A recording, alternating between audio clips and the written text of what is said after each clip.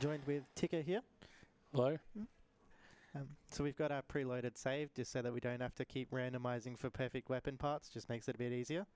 So let's just get straight into it. We're going straight into a cutscene. So if everyone's ready, go in 3, 2, 1, go. So here we're introduced to Claptrap, one of our favourite characters. He can get a bit annoying, but we don't have to deal with him too much. But he will sort of just introduce the story. Hunter. Handsome Jack's been busy. I'm pretty sure we could just start this cutscene word for word. Heard the cutscene enough times. Yep. So I am playing with that. Wait a minute! Oh, no, there it is. You're not dead! Yes! Now I can get off this glacier. Claptrap, your metaphorical ship has finally come in. Allow me to introduce myself. I am a CL4P TP steward bot, but my friends call me Claptrap. Or they would if any of them were still alive, or had existed in the first place. Oh, I've got something for you. Here, take this echo communicator that I totally didn't loot from one of these corpses. It comes with a Class 12 heads-up display, complete with a mini-map. Now, come, friend. Let's get you inside. You've got a grip. I'll explain everything soon. Know this. Oh, it's really hard to explain. It's basically you swap weapons and you put it on your sniper. So another weapon's crit damage gets applied onto the sniper on top of the sniper's crit damage. You're alive for a reason, and I am here And that's to very help you. useful. Doing damage on the first one. So what's great about the movement in this game is when you're in the air, it doesn't matter what you're doing, you're still going to keep that same momentum, so it can just move around. It's great for when you have infinite ammo and you're just shooting around. Jumping is also about 5% faster. Not sure why, it's just how it works. Well done. Your A lot of ability to waiting walk in this short early game. distances without You can dying skip will some be of it by excellent. exiting out to the main menu, but some of the dialogue we sort of just have to sit through. So one of the ways we're going to skip some dialogue up here is quitting to that main menu, but if we do that, it'll put us all the way back there. So what we're going to do is a death fling to trigger a save point, and that'll just put us straight to where we need. So we're just going to get through this cutscene first. This death fling is like only needed for Gage, I'm pretty sure. Other characters are like slightly taller, you can just jump up and hit it. But the character we're using is just short enough where we need to use a death fling. Yeah, slightly smaller. So I'm not going to pick up any of the health here intentionally. It's not a big deal if I do, but slightly faster. And then sit and wait. Oh my god. That's not good. That's a weird hitbox. I was sitting there, but alright. Oh, maybe I could have tested if the deathling worked there. You know what? Death's happening during the cutscene. It's not that bad.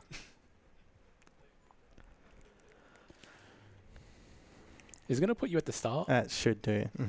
Oh, But we'll just have to run back. That's alright. it's not too far. No, not really.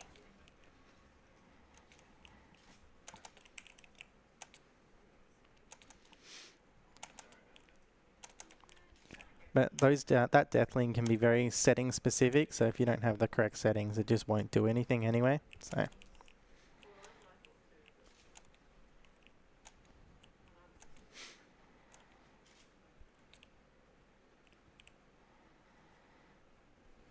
hopefully Claptrap is moving along already. I'm not sure if I needed to hit a trigger if I wanted that to work.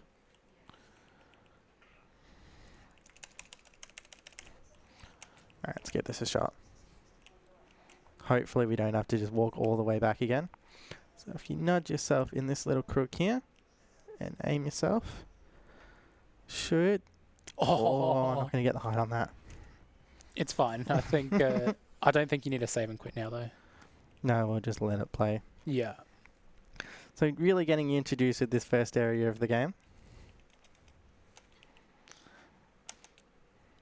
Yeah, it's just an unfortunate fling. Maybe just not positioned enough, but it's very close. It's hard to tell sometimes.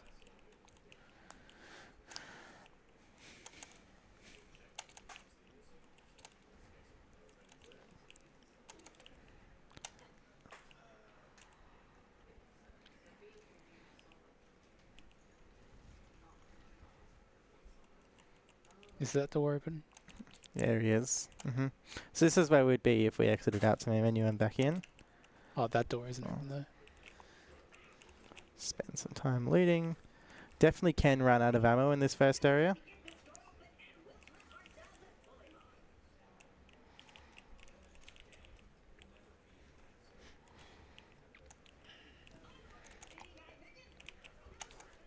And we'll also be using, I think aim assist should be turned on, because it makes getting those crit spots in these early enemies very easy. Aim assist is very useful for the speedrun of this game. You only have to be slightly near them and it just locks straight in. And some enemies, it just goes straight to the crit spot.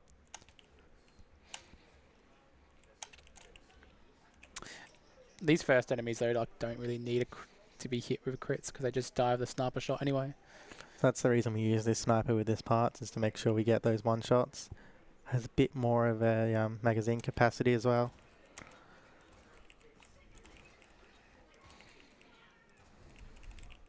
You can go a little fast in this area and like stop it, but I don't think that happened here. It might have. I think it did. Did it? Oh wow. Oh no. This is an everything going wrong first area.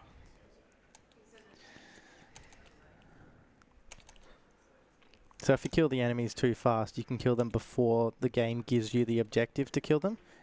Did Angel need to speak there for it to work? I think it was because the timing was a bit messed up from missing the things from before. That's alright, this is quick. Okay, so we have the checkbox. Good, there we go. You got the check mark.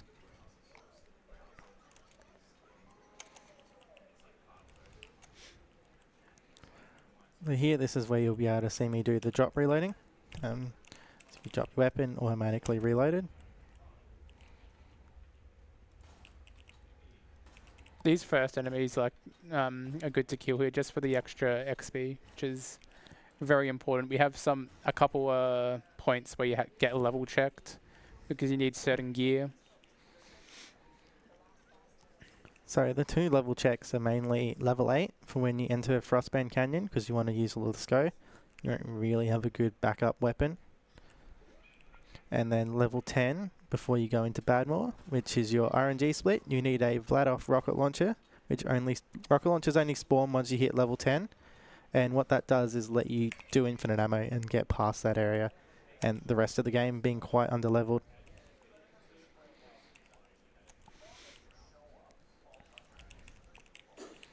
Unfortunately, this dialogue we do just have to sit through and wait. But later on we'll be using a few different methods to skipping dialogue. A lot of it is with other dialogue.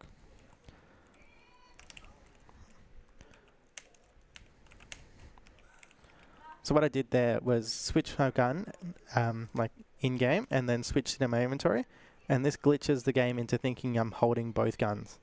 So if you're off host, you can actually see the 2 guns, sticking together. And what that does is it sort of merges their crit, merges their accuracy and all that sort of stuff. All of their implicit effects, anything written on them will get merged. So Moxie weapons would merge their healing. And basically what it means is now I have an SMG that has sniper crit. So it just does a lot of extra damage. Disable these? No.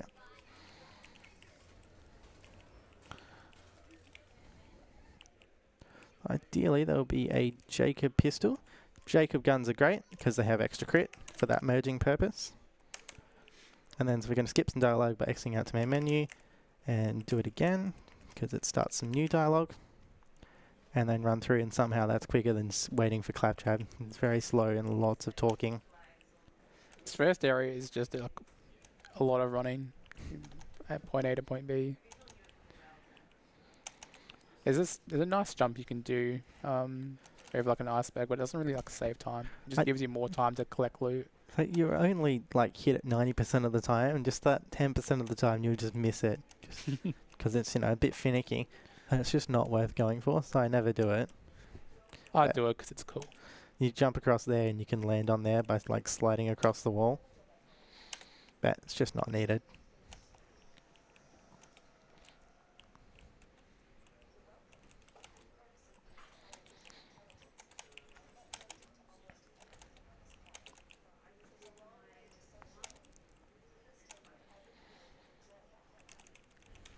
Loot. Put the claptrap. And then it's the first bit done.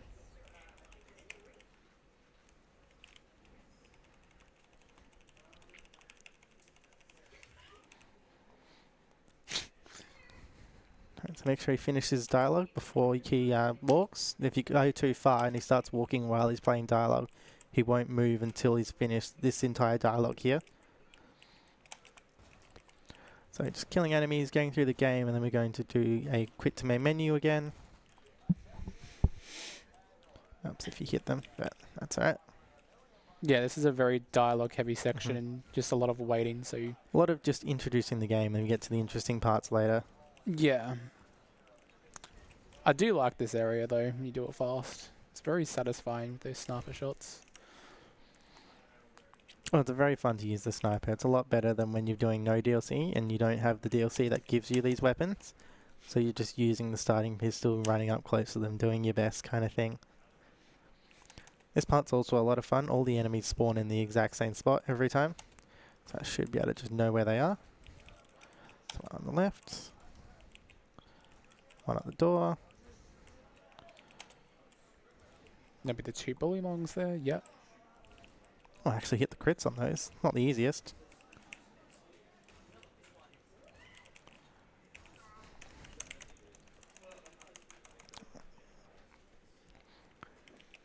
And then more just save quitting. It's just quicker than waiting through all of that dialogue.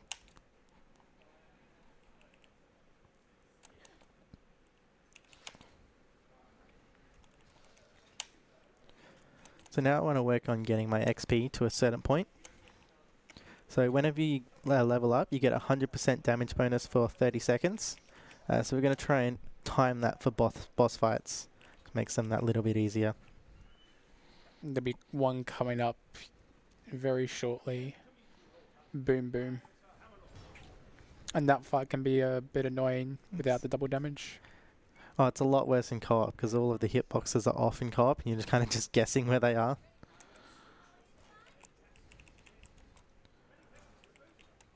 I'm just killing as many as I can.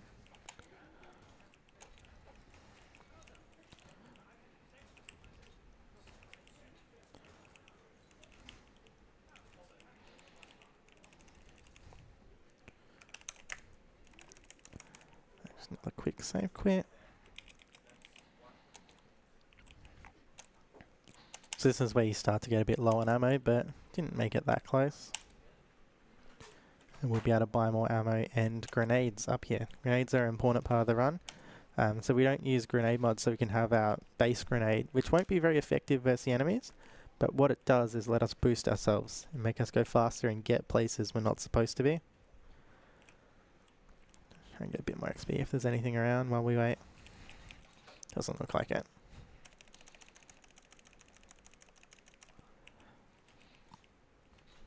Wait till we can turn this in. Perfect. Remember to talk to the claptrap, that's a good one.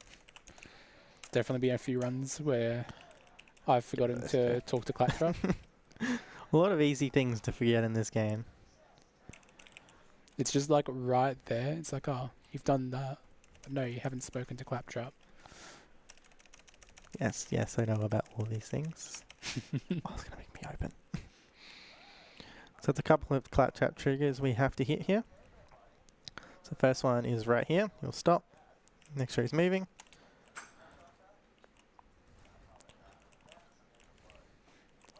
Just need a bit more XP. I think you do double shotting strats, do you? Yeah, yeah. So that should make boom boom a little easier as well. One more. Yep, there we go. Might be a little bit high, I don't think so. Here's another one of them. So if I shoot that as he starts moving, it should explode at the perfect time and kill most things. Yep, there we go.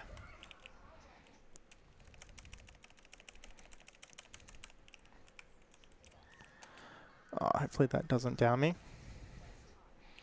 Okay.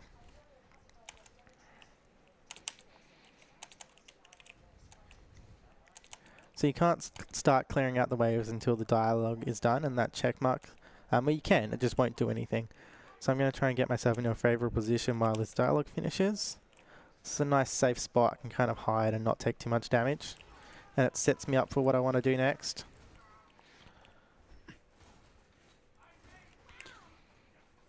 Yeah, this is the first Oh, he's example of behind it. like a grenade jump being used to skip something. I also make sure to turn there when I drop my weapon, because sometimes it hits collision and it goes flying. And I found the weapon inside this boom boom arena up here before. When I've done that, like it really goes flying. Oh, if it's going to let me up. Oh, that's unfortunate. There we go. And then I should also hit level 4. Perfect. That gives me that 30 seconds. I'm also going to use that crit merging. So pistols don't give a lot of crit, but because it's Jacob, it does give some. And that's just going to help with the fight a little bit. And I'll try and get him as he spawns, but no, I wasn't quick enough. And usually it doesn't work, but I always go for it, because why not? Sometimes you'll hit it. So this will be the first example of double shotting. So if I hit a bunch of keys, I'll explain them in a sec, but missed it.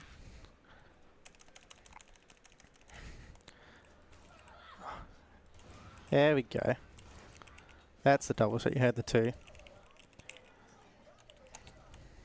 So if you fire your weapon and then hold down the fire button and then reload and then melee, what it will do is then fire a second shot. And you can chain that with swap weapons to get extra just continuously shoot, but that is extremely difficult and a lot of inputs, so I don't bother with that one.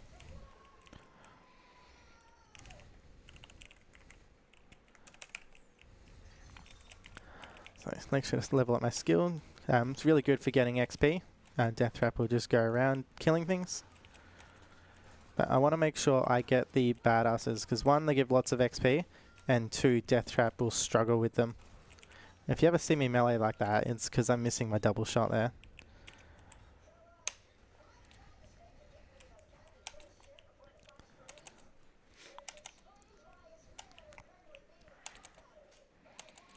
So hopefully Death Trap gets us a good amount of XP there. So we've got to hit that level 8 mark.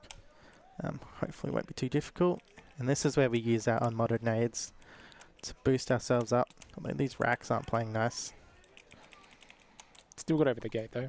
That was the main thing. And I do have an extra nade going for this trick up here. So this is definitely some of the more fiddly geometry. So we'll see how this one goes. But This is actually a good time save if you hit this grenade jump. yeah, it's, 20 or so seconds, I think. I got shot as I tried to go for that. So when you get shot, you get knocked up a little bit, and you can't jump while you're already in the air.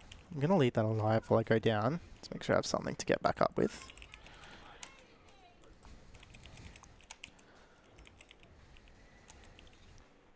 You do get to kill a badass if you miss So a grenade it might jump be though. more than 20. It might be like 30, 40 seconds, I reckon. It's just quite a run around you have to do it's here. quite slow going around here. And even when you have super speed in co-op, you're running at 20 times the speed you are normally. They still do that nade jump instead of running all the way around. So this is where we would have been up here. Okay, that's not going to work. Usually you have time to crit them first and then switch to the pistol. Oh, that's alright. Is it here you usually throw a grenade for? Yeah, you can also throw nades there. I suppose I did have a few. That would have been better. So here again, we have to wait for the dialogue to finish before we start clearing out this area. There it is. Yeah, there's a lot of like escorting claptrap in this area. Once you get away from that, it's a lot more freedom you get. There we go. I actually haven't checked any of the settings for this little glitch up here. Oh, not glitch, just sort of movement you can do. This thing has collision if you have certain settings on, so hopefully it does. Good. Just a little bit of parkour to get up here. There we go.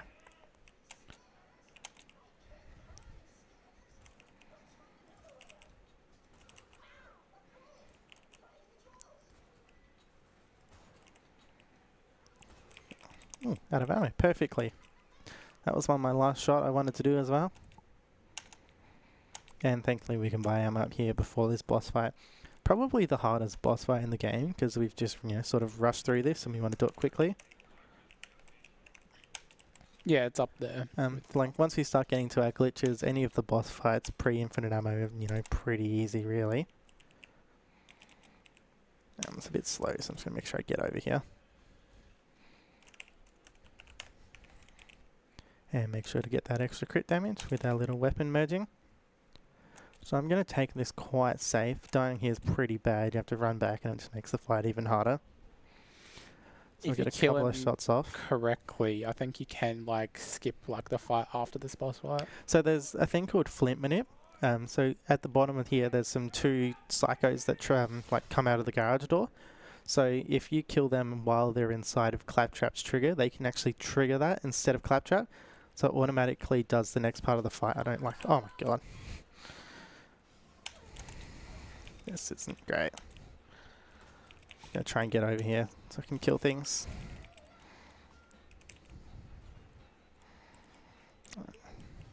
I think I've only done like flip manip once. So he'll go into fire mode phase here. Yep, and you can't really do damage to him. As you can see, I'm getting my crits here. It's not doing really anything. I kind of just have to wait for that.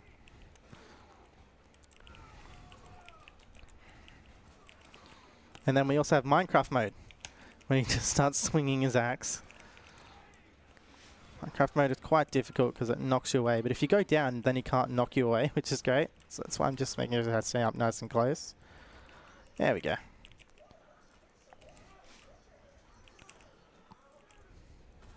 that fight could have gone a lot worse, so That was actually pretty good. like pretty decent. Really struggled at the start there. Just did a lot of damage really quickly. And that's my level up thing. I'll be fine from here. It recharges your shields, recharges your health, gives you extra damage. And Claptrap's moving down. So here I'm just grabbing XP. Just want to grab as much as possible. And like any loot that's picked up is going to be used just to get money, because we need to manage our money to get better loot later in the game. So there's a few things we need to buy. We need a Vladoff rocket launcher for that infinite ammo. We need a Jacob shotgun. So what that does is fires as fast as you can pull the trigger, or in our case, scroll a mouse wheel. And it just shoots extremely fast with the infinite ammo. You go from shooting one shot every 2 seconds to shooting 20 times a second. That's just a lot of damage. But right now we're going to try and farm Boom Boom, the fight we fought before, for XP. That is just to meet our level 8 requirement a little later on. XP is a little bit low here. 2 kills will get us to level 7. You can't really farm in past level 7 because you get reduced XP. Otherwise I'd just do an extra one. Get that bit of extra damage, get my Anarchy up. So Anarchy just gives you extra damage every time you kill something. It does reset though.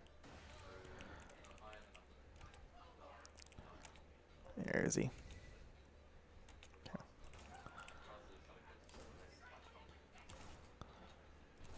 This farm can be really annoying at times. Oh, it's not letting me do the double shots today. It's a bit disappointing. There we go. I also shouldn't be sitting up on that ledge. They can just knock you off.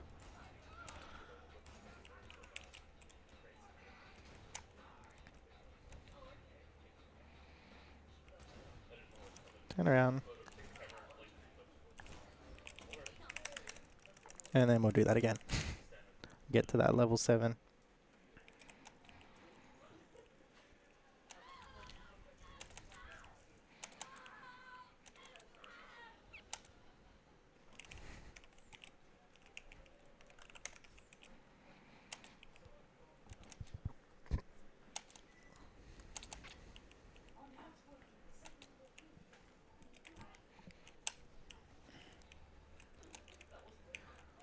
Spawn quicker. There we go.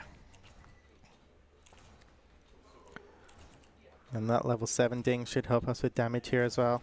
There we go. Alright, so now what I'm going to do is change my controls into something we call scroll racked. So I'm changing my interactive scroll wheel down with the goal of skipping some dialogue by interacting with someone 2 times in the same frame. I'm just going to scroll my wheel really fast when I get to that point. I think to mention for the actual speedrun, because it might seem like weird to change your controls in the menu. In the menu, like the time isn't counted. So that's why we take advantage of obviously for a marathon, it doesn't matter, but thought I'd mention that as well. So yeah, this game uses in-game time, and any time spent in the main menu doesn't count. Not sure why we do that, but it's actually really nice. Just gives you that little bit of moment to take a breather, grab a drink of water, that kind of thing, change your controls.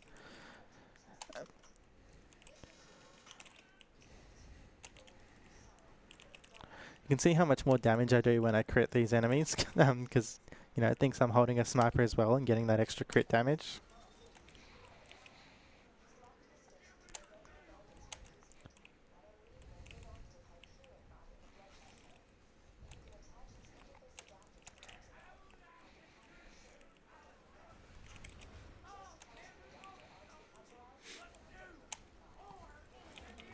Also just making sure I get as much XP here as possible without slowing myself down too much. And that's where that movement really comes in. So if you keep jumping, you'll be able to keep shooting without slowing yourself down.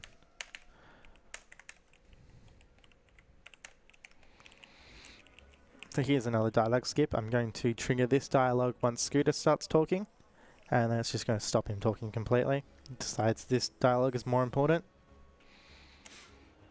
There we go. So there's a few different ways that we skip dialogue. I'll point them out as we go. Don't understand some of them. Some of them can get a bit complicated, but they do work. That's the main thing. Some main quests in this game require a lot of dialogue skips. So the main way we'll do them is playing quests on top of other quests. The other one is with tutorial dialogue. Tutorial dialogue is the most important. That'll interrupt any other dialogue. But introducing quests is a pretty important dialogue too. And so you can store dialogue by having a different quest playing because it doesn't want to interrupt that. Oh. Okay. That was a weird bounce. I guess we'll I did try that not again. like how you took that. Oh, we're back here. Right, driving is a fun part of this game. It's definitely designed for controller. Yeah, you can get some very funny jank and just end up completely somewhere else. So I think we'll slow you down on that turn a little bit this time. Play it a bit more safer. Instead of just going for it. I forget the reason why we go over here instead of like going like a left. Is it just a little faster? Just a bit faster, yeah. Yeah, okay. There we go. Yeah. That's what I was aiming to do. I'm also going to go up this side here so I don't have the animation of getting out of my car. Just teleports me out instead, and I can just go get a new one if that gets stuck somewhere. And it faces you the correct direction easier. Yep, that's what I meant to do. And another little weird thing there, just lost all control of the car. But there's plenty of time to get over here, so it doesn't actually lose any time doing that. Assuming I do make it. Right here. Yeah, that basically lost no time. I'm sitting here waiting anyway. Maybe I could have got a bit of XP here while I wait, but it doesn't look like there's any enemies anyway. So same thing here, going to try and go up the side so I don't have that animation getting out. And we are hoping for no badass psychos. We definitely are. Because those are very hard to kill. Although it's nice for XP, it slows down. It's just not worth it. Yeah. So hopefully not. Looks good. Okay, the one grenade should do. So this is where I'm going to use my scroll wheel to try and interact twice in the same frame. Looks like it worked. I got the check mark. I'm going to go up this way. There's a very cool grenade jump you can do here. This is a very satisfying one. So anytime you do a nade jump, you want to be in the air as long as possible because it increases your horizontal momentum. So if I nade jump up here, I get to keep that speed for a long time. So here I need to track down the Psycho. There it is. That one always has the... You typically want to jump off, I think. Or you just yeah, I thought it was going to be a bit quicker because the Suicide Psycho there. Okay, you have to completely bleed out because I need to hold down scroll wheel to bleed out there, but you can't hold down a scroll wheel. It just, you scroll it. So I did need to jump off there.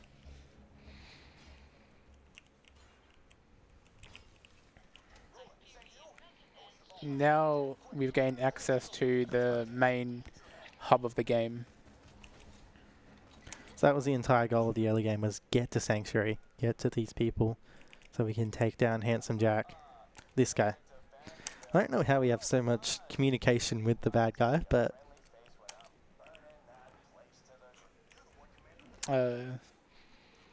He just likes talking, you know. you just get along, you know. Has our number from day one, so I guess we gave it to him.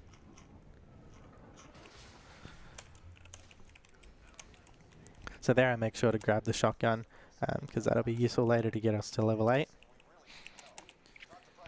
Alright, and this is just going to go turn into a staring contest while I wait for Jess up here.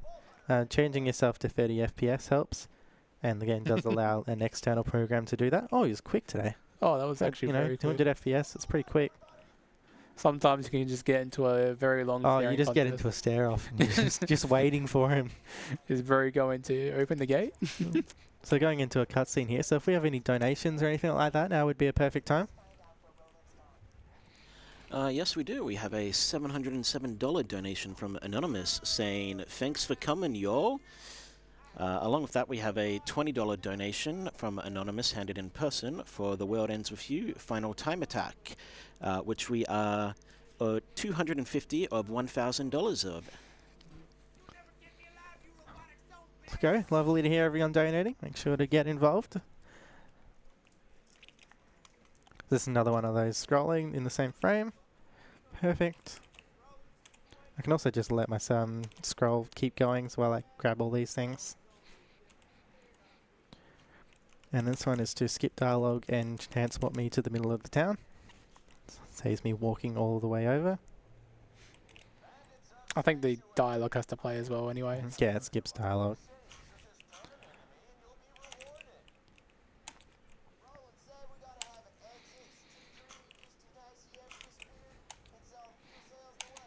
Here we have to go spend Iridium, and I'm going to use it on an extra nade slot, because you've seen how useful they are. They help you get around. That one.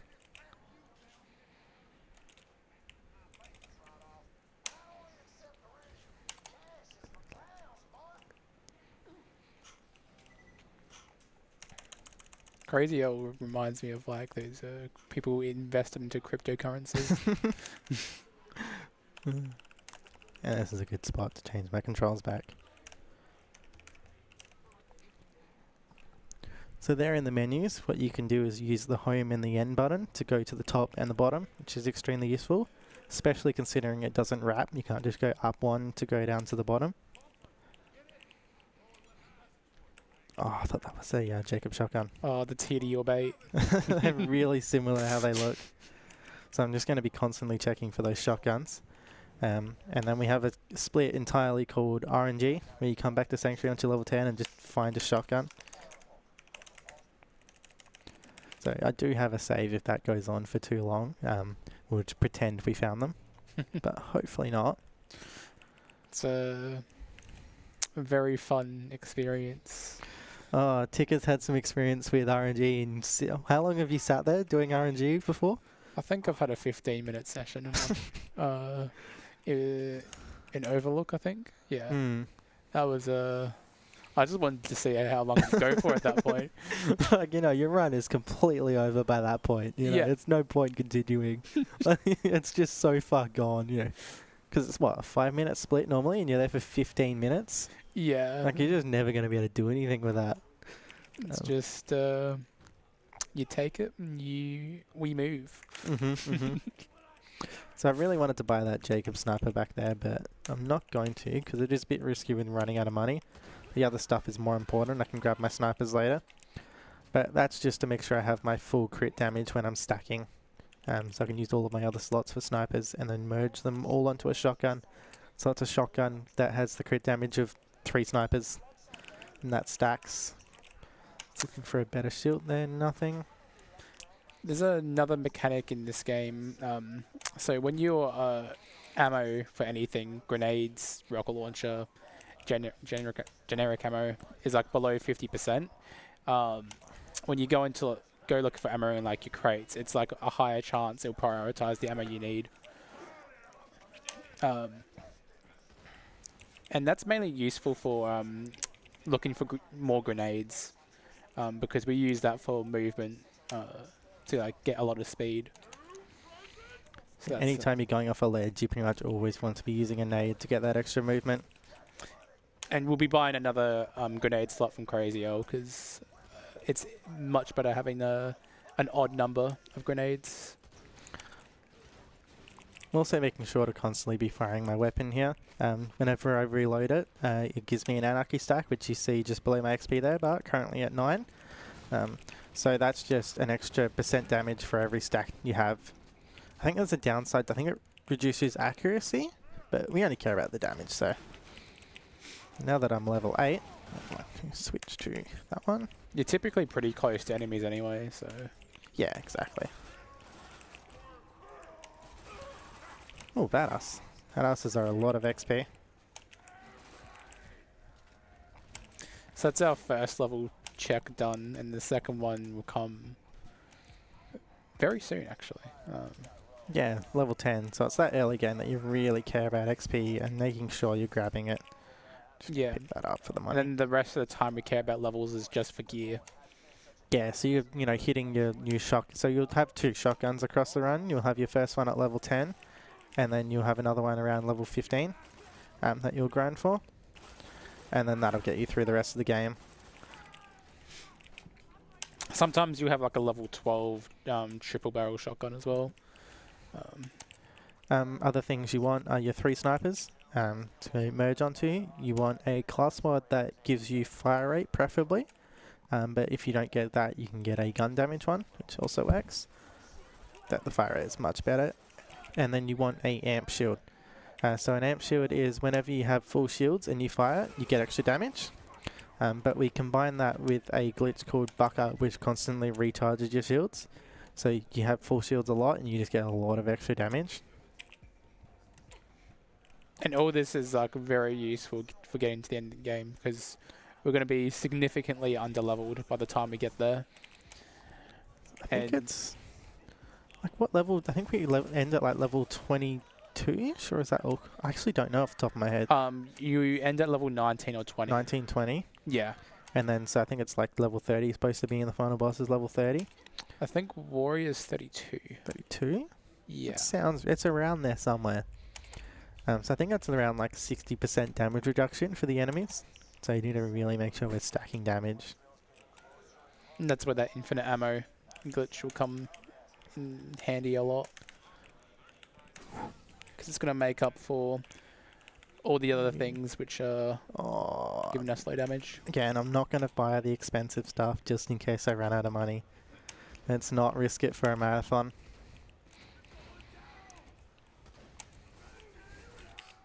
And then making sure to shoot those guys because it does give you the XP when Lilith does that.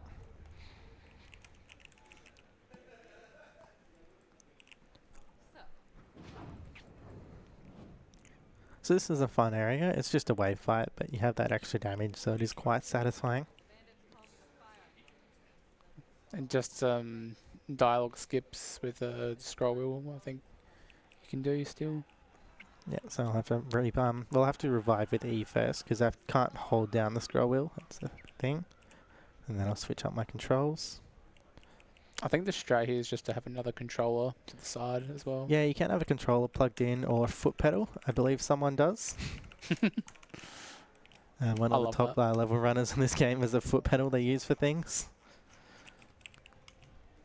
But if I did have a controller plugged in, I could just use that to revive and have it.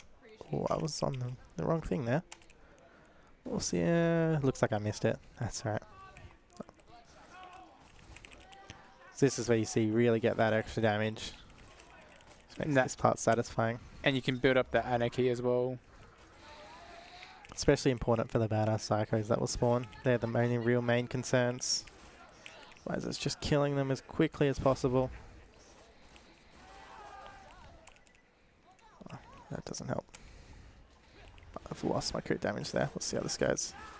Oh, it doesn't look like it. That was still fast. So at the moment, I have to use scroll wheel to pick up. It's a bit of getting used to. I just want to instinctively push E to pick up things.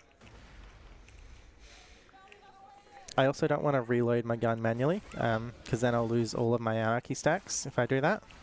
So I try and let it run out of bullets and just reload like that. So like here, I'm just going to empty the clip so it reloads while I'm not fighting anything. These anarchy stacks will be gone like the next minute. Yeah, so they will. It is just for this fight. But we do want to build up the anarchy again very soon. And keep it like at the max, which is like 150, I'm pretty sure. Yeah, 150 is the max.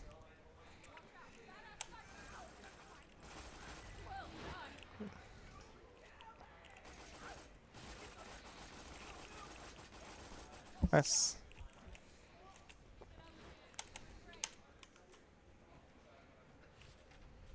Just waiting for Lilith to figure out what she's doing. And then we got that one, nice.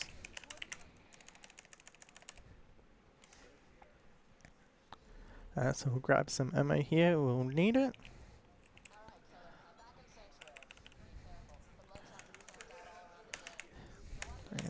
That, and Did you buy that's yourself pretty another useless. shield? Or do you not do that here? I already have a level 8 one I just bought at the start of that fight. It's good to have the shield for that fight and you're already level 8. Yeah, checking for a shotgun. Really want to buy that sniper. I won't. I will restrain myself. Like it's 90% chance of being fine, but I'm just gonna save my money. I might find a really expensive rocket launcher that I might want to pick up.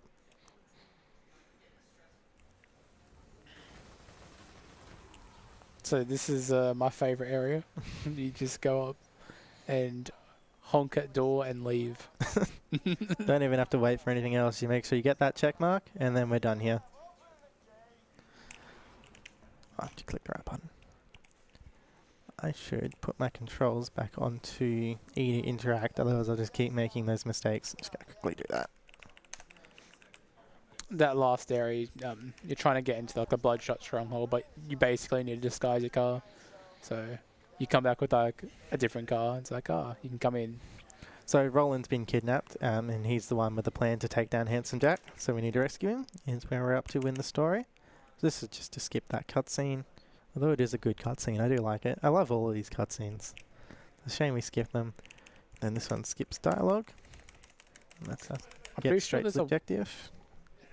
Was there a way to get in like with the car and activate something? I can't remember. Oh yeah, you activate that spawn point so you don't go all the way back to the start when you do that save quit. Here I just want to make sure I'm behind these cards at all times so both of my weapons hit them. If I'm good at the game, I can sort of guide them into where I want them to go. Yeah, I'm a bit behind on XP here. It'll be 3 bad more kills. That's alright.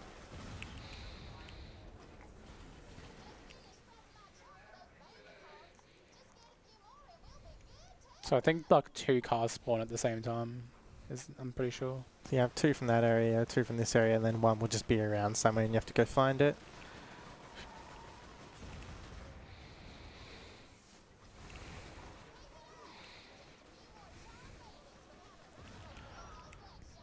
Should be around here somewhere. Can be a little hard to find sometimes. There he is. This one's the easy time. Bit far away, but we found him. That's the main thing. And they love to go over these houses. They just any chance they get, they just love to take jumps and be a nuisance. And then we can transport back.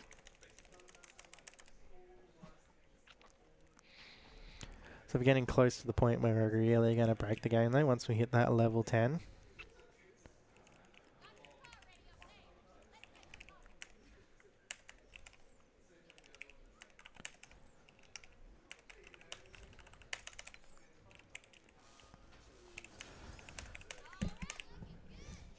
So the weapon on this car actually moves a bit faster than the other one, so you need to make sure you change to this weapon.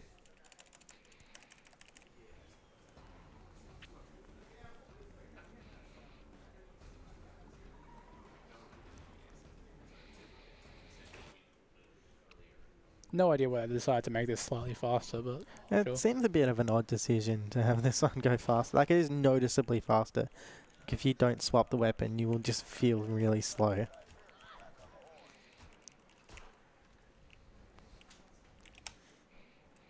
Now we have Badmore, which can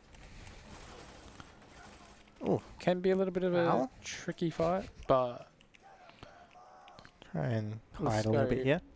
So it's probably the second hardest boss fight in the game behind Flint.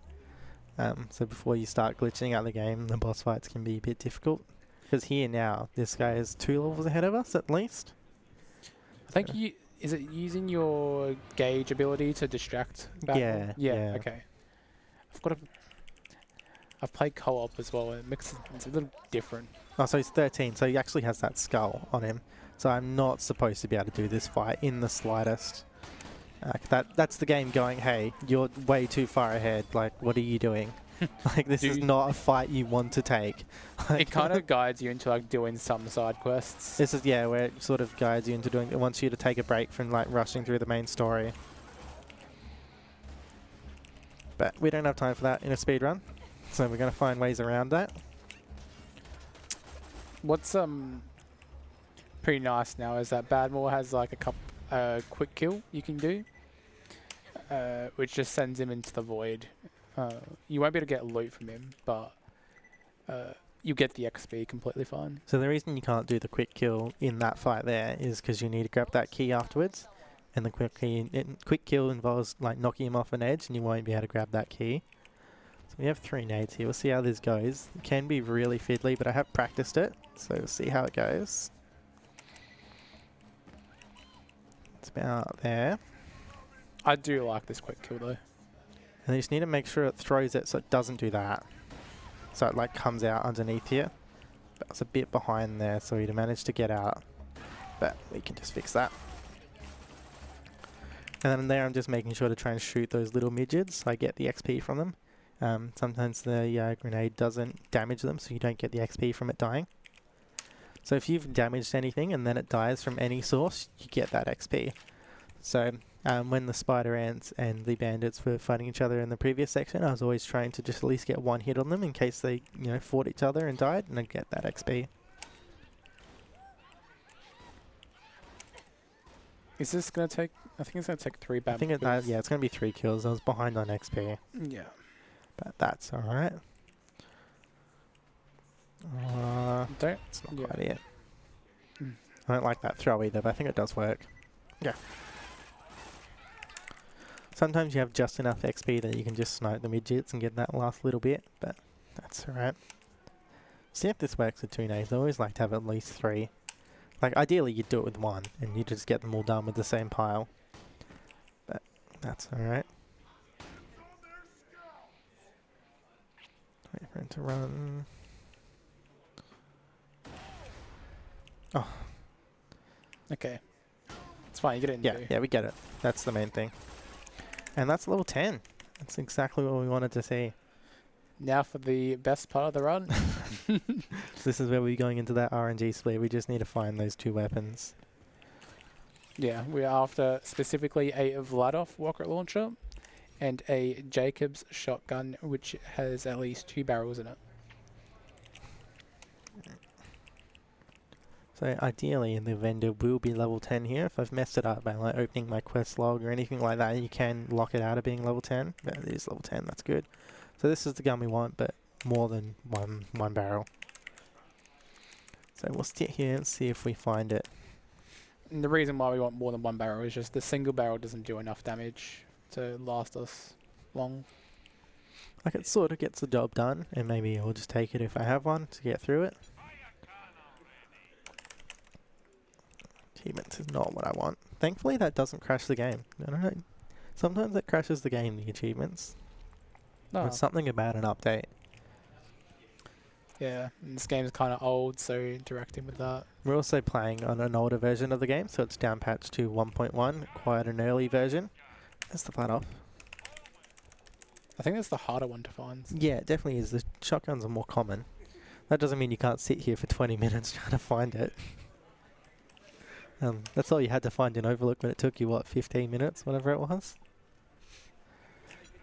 I'm not actually sure what the chances are and what like the gun distribution in these vendors are. That'd be interesting to have a look at and figure out. How long do you want to do this? We'll give it a couple more shots. I'd like to, have a valid run.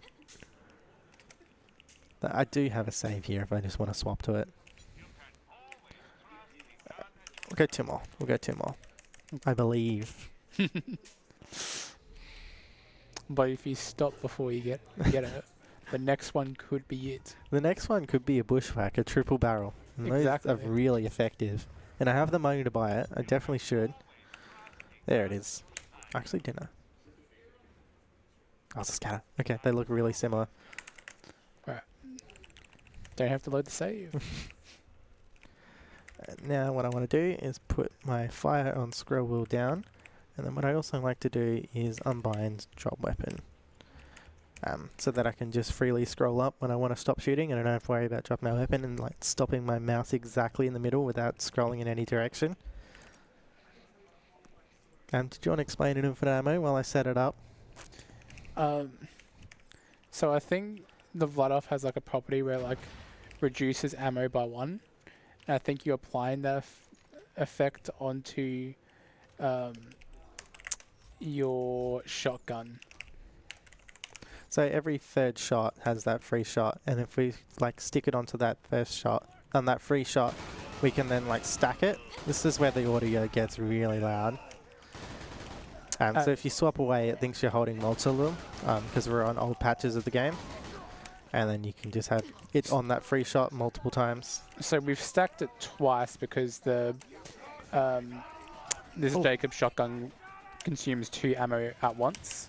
And speaking of breaking the game, Oh yeah, we have this out of bounds with grenades. There's a much harder version of this where you can jump up there, where Caleb's just looked up. But that requires like a very precise setup where you throw a grenade in the air, you like melee 2 or 3 times. I can't remember exactly. it's 3. It's 3, and then you've got to like throw the grenade at the exact same time, and you get like this big jump up in the air. That was really close. So there's a lot of invisible walls, and like some things have collisions, some things don't. So there's like a little specific spot that doesn't have collision you need to jump into. And then so this has collision as well.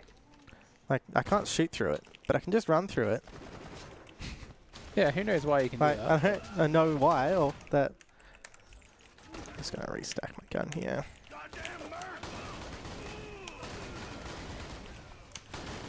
So the goal here is to be shooting while I'm jumping, because that won't slow me down. So if I do it while I'm walking, that'll stop me from running. But if I do it while I'm jumping, I keep that momentum. I can just keep getting XP, keep clearing out the areas. So that out of bounds, like the harder one I mentioned before, would send you to the back of this room, and you can activate Roland and skip like a bunch of this waiting. Now, if we have any donations, now would be a good time. We don't have any donations right now, but I would like to speak about some of the incentives that are coming up. So for the next game, The World Ends With You, Final Remix, we have the Final Time Attack. We also have the Music Choice, which is currently up for either the Final Remix music or the original music. Both are at 0, so if you prefer one, now's your chance to get it. So while you wait, you can go look for some weapons. Oh, is that a better coach? That's a better coach. That's a level 12 coach. That's good to see. Ooh. Some kind RNG. I don't think I've ever seen a shotgun there either, actually. The other thing I haven't mentioned is the skill Close Enough. So that's this one. When your bullets miss, they have a chance to ricochet. And when we're firing this many bullets, that's a lot of chances to just ricochet into the enemy. It can actually be more effective to just shoot at the ceiling like this. That's with humanoid enemies, because their crit spot is their head. So if you shoot at the top, it will usually bounce into their crit spot. Whereas the robots are more towards the bottom, so you shoot at the floor. So there, you can still keep your momentum in the cutscene, so I made sure to do a nade jump, so I just get that bit of momentum. This is a fun little bit of area of movement, because you're not really too worried about the enemies. They're not strong enough that they're sort of like one-shotting you, which will be happening later, and you do a lot of damage, obviously. So there's some pretty cool grenade jumps that you can do. this is the there's first a couple one. at the start of this. Threw that really early. It works. Oh, that, yeah. That's a good grenade jump. I think the most important one is at the end of this area to get into the boss fight. Although the one thing you do need to be careful of is these exploders. They do a lot of damage if you're right next to them. And sometimes these exploders will be like isolated enemies, and if you... Because you're running through quickly, they'll just spawn next to you and you're like, oh no. So that's supposed to be a hard enemy to kill, but obviously not. It's just free XP. So here the flying enemies are the ones you want to get rid of, because they're the ones that are able to knock you a lot while you do this. So if you just knock yourself up here. Oh, Ooh, that's right. There's a backup here. There's a quick one you can do if you miss that. Unless you missed that one too. Oh no. A final grenade, come on. Oh. It's not giving me the height. Like, yeah, it looks slightly mistimed. It is usually a bit different on each sort of system and setup. So once I find it, should be as soon as I see it, usually pretty much. There we go. Yeah, nice. So you can do another nade jump to get over this invisible wall, or you can just go around it. Pick this up for the money. And hard boss fight, obviously. So here's another point of just going through and hitting the trigger on the respawn point. So when we save quit, we'll be here instead of all the way back at the start. And we get to skip an entire wave fight there, which is quite useful. What's unfortunate is that every time you save quit, you have to like stack everything. So it's quite input heavy. Like every time you save quit. Mm-hmm. So you need to set up that infinite ammo, all of your crit stacking and stuff like that. It will also reset any of your backup, which we'll explain later. So there will be a point in the run where we will stop save quitting, because we want to build up our glitches. So here I'm going to play the main story dialogue and then pick up these side quests afterwards. And then what that does is it stores that dialogue because it wasn't able to play because the game was too busy doing the story dialogue. So I can use that later to skip some other dialogue.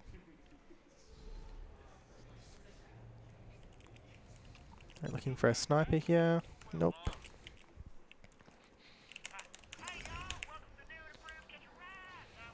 Oh, I forgot to switch. You can see how much slower this is compared to the other one when you don't switch weapon. Yeah, even it's just noticeable just for that very short drive.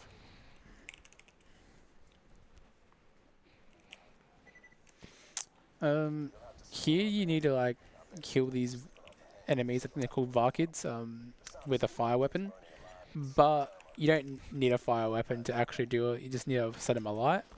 And there's these, are they fire melons or whatever? Yeah, fire melons. I think that's what they're called. That we sit near, and once we get enough Varkids near them, which I think we need 3, we just melee the fire melon, and they'll get set on fire. So I'm just going to get their attention, firing off into the air. And that should be 3. Oh, that's unfortunate. There we go, got it. Not sure where that last one got set off from. I'm also going to skip that cutscene that I was about to play, just by save quitting. And then now I can set up my infinite ammo.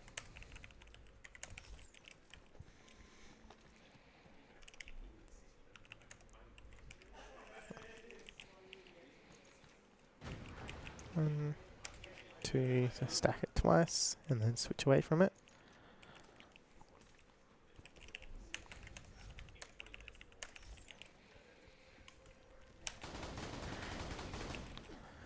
Here, just making sure to get XP.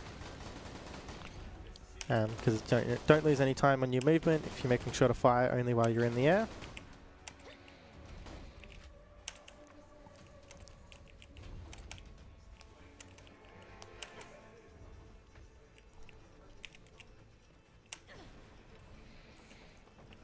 And then just making sure I use my nades for that extra bit of movement.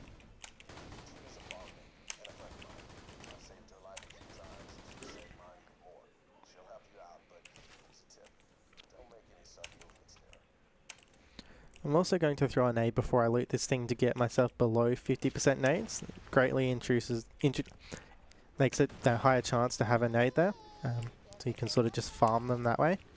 This is a cutscene we can't skip, but again, like all cutscenes, it's a good one. So we could skip it by save quitting, but then it would put us all the way back at the start, and that's just not faster. Yeah, it's not that fast. It's not that long of a cutscene anyway. And we'd rather be right here, ready to do what we need to do.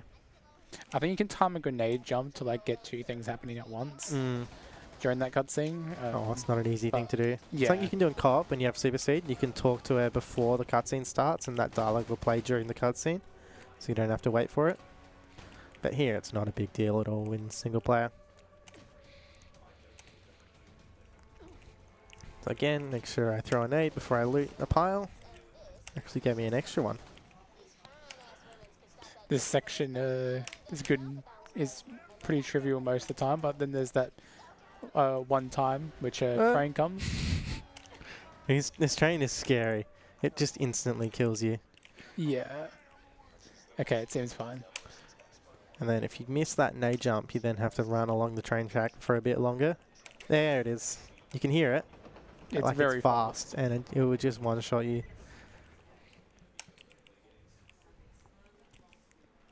Not sure if it's on the same cycle from like when you load in, or I should have been checking those. Gun damage, that's not That'd bad. be interesting to know. Like, I don't know, you could probably just set up a Is that timer. another one? Did I just... That's a sniper. I don't know. They're very big Jacobs fanboys. Apart from Vladov, we love their rocket launchers. Here I want to take damage so I can down myself and death warp. The crit damage from that second sniper won't matter now, but it will matter. It matters a lot later. It's good to have 3 Jacob snipers for that extra damage. I've got 2, and I want to get 1 more. It's very good for Bloodwing.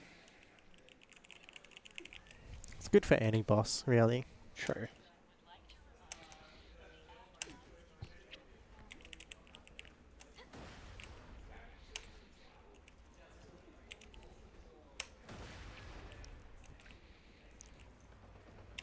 Here's the train again.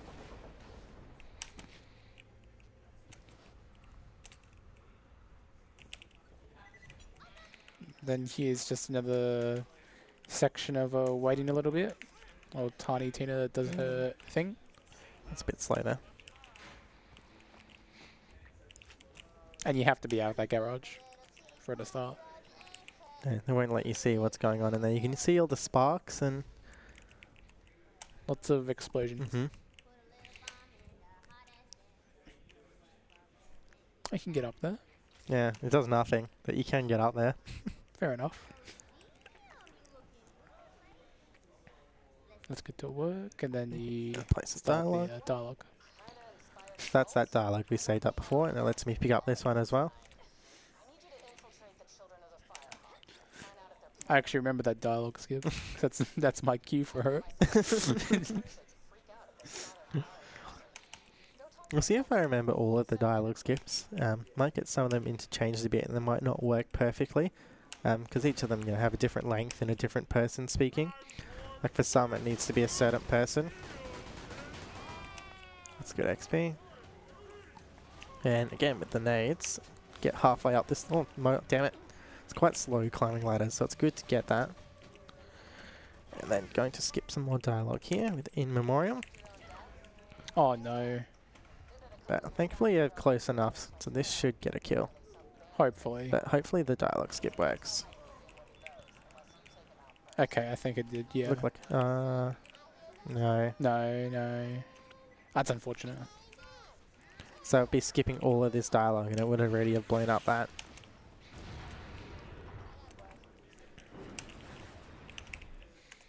think you gotta be careful in this section where the bridge will fall down, because I have died here before. Yeah, oh, that train can kill you. Ah, That thing, that's what it is. yep, okay. That's the thing that's killed me. I also have to wait here for the check mark, otherwise it won't work. And immediately when I spawn in, I can teleport to the end by doing a death warp if I haven't triggered that little thing there. Because it doesn't know where to spawn you, so it just spawns you at the main travel point. And then if I'm sneaky, I can do a save quit once it realizes it's a checkpoint and I don't lose any money from dying. Got my flat off because I will need infinite ammo. Don't worry. If Jack really wanted to protect the vault key, it wouldn't be on a train. He'd have So this is a really hard fight. We'll see how it goes. Is it a hard fight? No, not at all. So I'm going to play a dialogue because I know it's going to be quick. It's that one. So this is the big boss, Wilhelm, that gave you so much trouble in Borderlands 1. He's dead.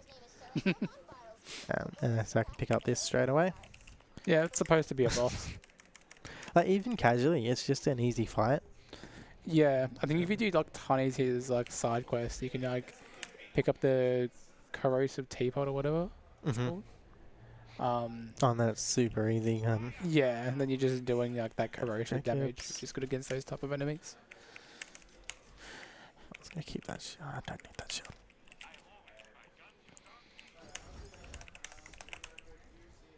So here I've made sure to switch my weapon. It's just so much faster.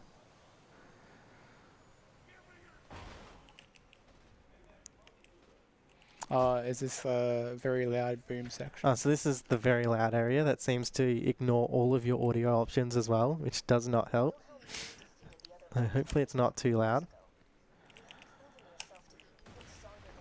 Oh, I'm not going to make that.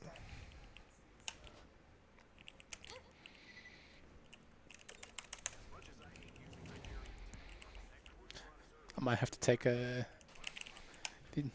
my headphones off for a second if it's too loud. Might just turn the audio down to 0 if it's too loud. Okay. So as soon as I hit that check mark, that means it's loaded the center area, so I can do this save quit and teleport. And then here I'm going to use some tutorial dialogue to skip this dialogue here. Yeah, claptrap dialogue is pretty high priority. Wouldn't usually skip anything.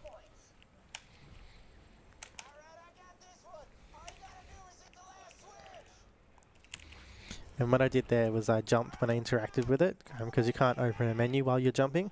So it still triggers the dialogue, but it doesn't actually open the menu. So Jacobs? No, it's fight off.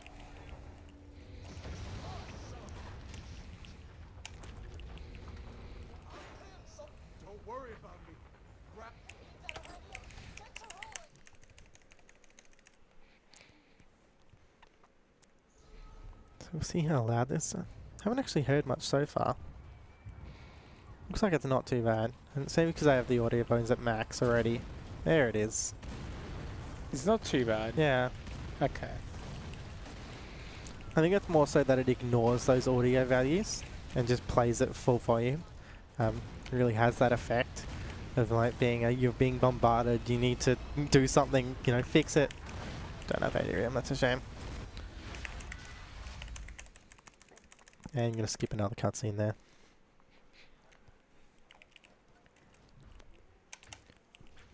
So basically, that hub spot has just been teleported. But this part of the game, you cannot fast travel back to it. So basically, this next portion of the game is being able to get back to Sanctuary. So that power core we picked up from Wilhelm was actually a Hyperion power core, and it let them hack into our system or whatever it was and turn off our shields and start bombarding us like that. So we used our Siren Lilith to teleport it away. It's another really good cutscene. I do find the logic in this game astounding. Let's put a Hyperion robot thing into a thing which is running the shields for the city.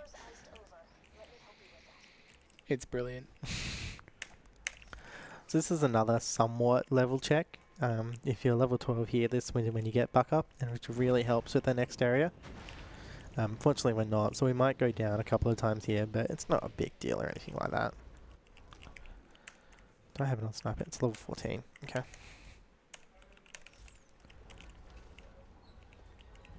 Do that again.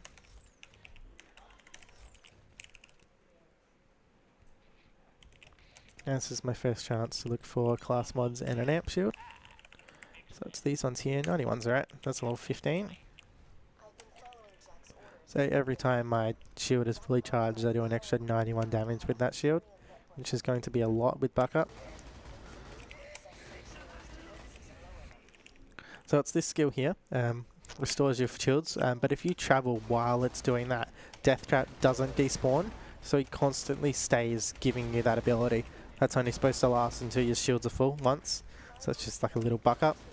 But we're just going to have that going constantly. That's going to knock me down, isn't it? And you can have multiple stacks of that buck up happening at once. So you just have multiple like invisible death traps constantly doing buck up on you, and it's a bit broken. But I don't know if it's more broken than this infinite ammo we're doing here. So Just think the combination of it all works so well. it's like this gun is supposed to shoot once and then reload for, 2 point whatever seconds it takes to reload, but instead we're firing it 20 times a second. So I'm going to check this for, I think it's just a class mod. I have a gun damage one, which isn't bad. Gun damage or fire rate? But really I just wanted to get a another sniper, and then I'm pretty much set for the rest of the game. Aside from needing like that extra Oh, and an extra shotgun. The new shotgun, yeah. Mm. Get the level 12 one, but it'll fall off later in the game. Oh, it's 150. Can I afford that? Yeah. Oh, maybe that's a mistake. Could possibly be a mistake. I guess you'll see later. I'm gonna buy this. Can I buy nades here? Nope. So what I'm gonna do is make sure I loot so I can sell some things. So ideally, I get a nade here.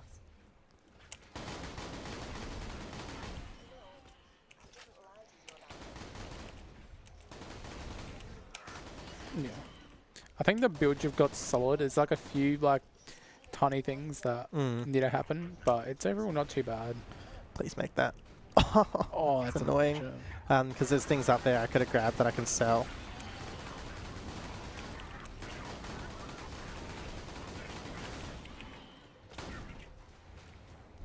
In this next area is a big skip, which allows you to not take the platform across, which takes a bit of time. Again, involving another grenade jump. I think there's like 2 variations you can do. I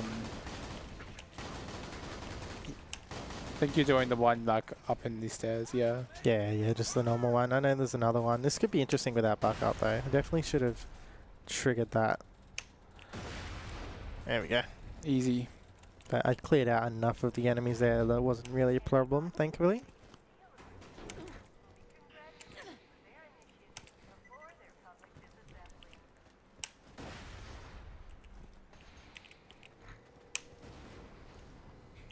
Ooh, is that the adjustment? Yeah, nice.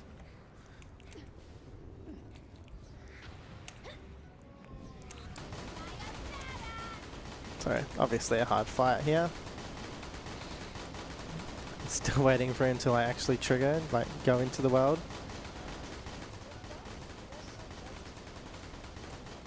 Come on. There he goes.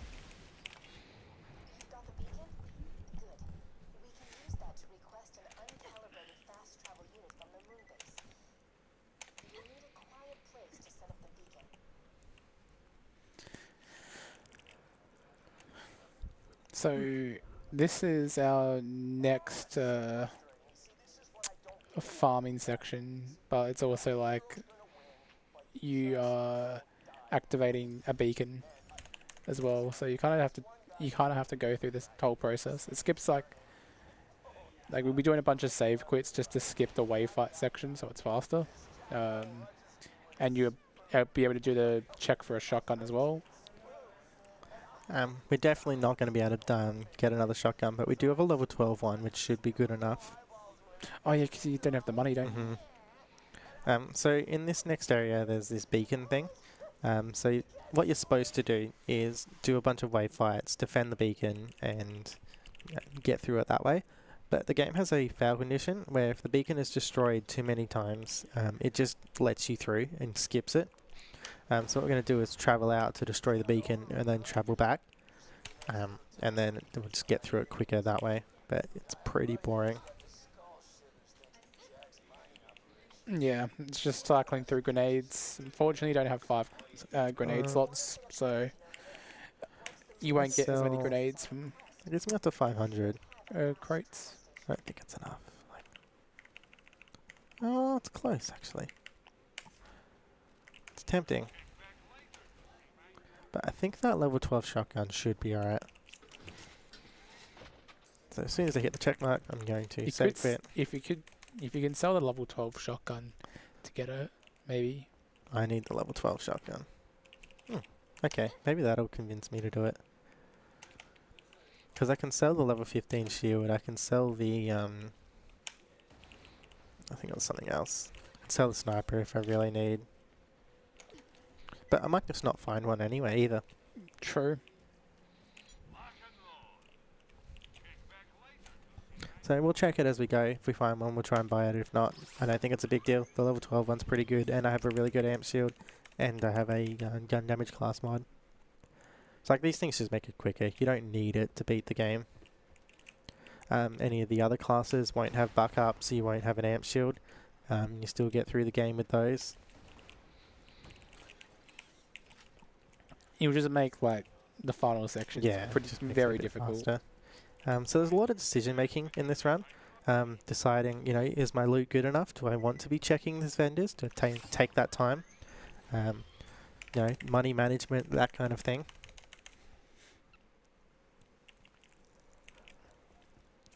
And this run can get so fast as well. And oh, yeah, world record is crazy. Oh, really good at the game, just doing crazy things. If we had any donations now, would be a good time. We have $25 from Trip DM with no comment.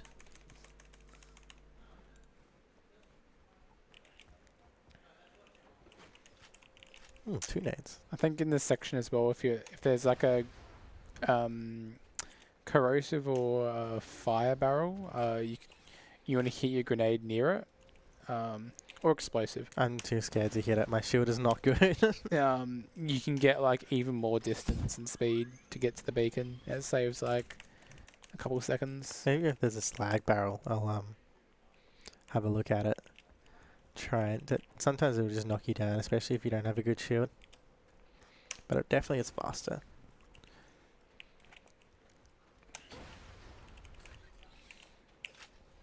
It's a shock.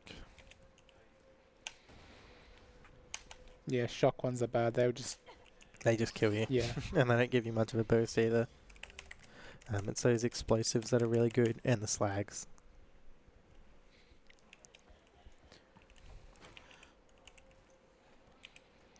So although this seems like it's taking a while, it's still a lot quicker than the wave fight.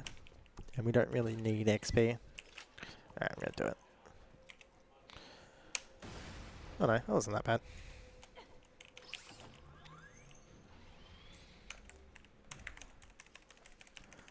One or two more, I haven't been keeping track.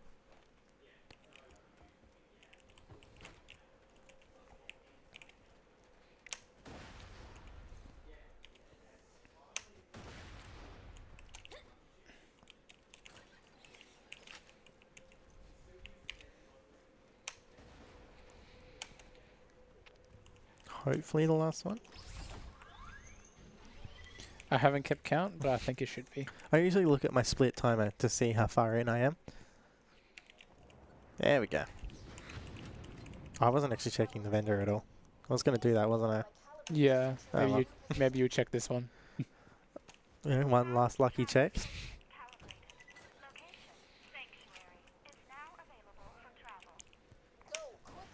Alright, let's make sure to trigger that first so it starts loading. No. I don't need that, don't need that. Do need that, it's level 13. Keep it for level 15, brick fight can be hard. And then make sure I get back up. So I wait for him to start doing it, and then travel out while he's doing it. And then you'll be able to see the blue ring around. It's hard to see in the blue tunnel, the blue ring, but it is there.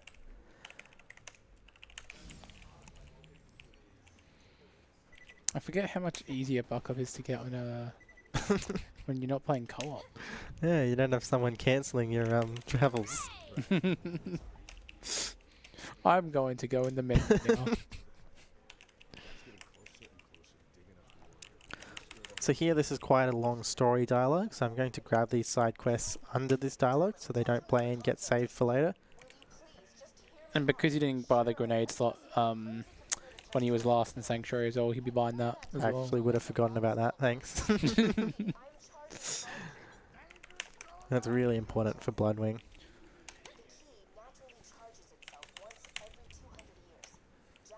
Looks like I'm going to get another markup stack. Or I can get it when I travel, that's fine. So this is why I triggered that bridge fast travel point earlier in the car, when I could have just gone straight to where I needed to go. I don't have any money, I don't know why I'm checking these things. I actually have pretty much exactly what I need. You're checking to see what you could have got if you weren't poor.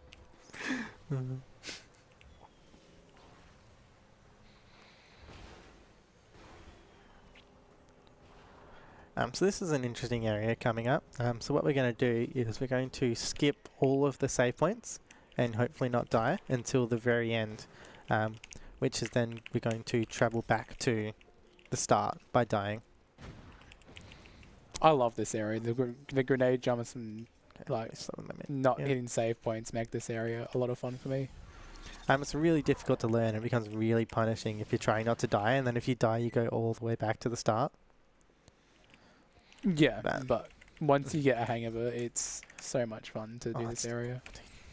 So I do need more snipers, is what I need.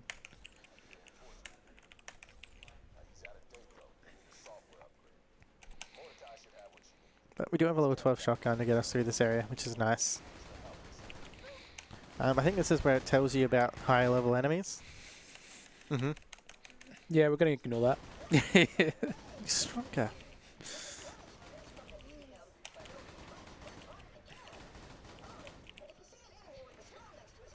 Run like the wind. That really is the game just telling you that, look, you're not going to have a fun time. It's right. But, you know. Oh, and it still gets a lot worse later. Like here it's not too bad. They're really starting to scale, but it's not terrible. They're what, 7 levels ahead of me here? So this is the first save point I'm skipping by jumping up on this rock. So you can see it down there on the right. So I'm skipping that one there. And then you play a dialogue skip here. Play a quest for a dialogue skip. Here it is, good, the bad, the Mordecai. That sounds right, yep. Then should be able to wound the loaders pretty quickly. This is an annoying area as well. Oh, because you got like so much damage, you have to like keep enough loaders alive, and some bullets can like ricochet and keep and just makes it a bit annoying.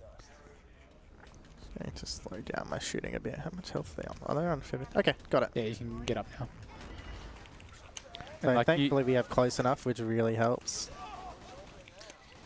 Unfortunate down as well because you lose some of your anarchy stacks, but it doesn't really matter at the moment.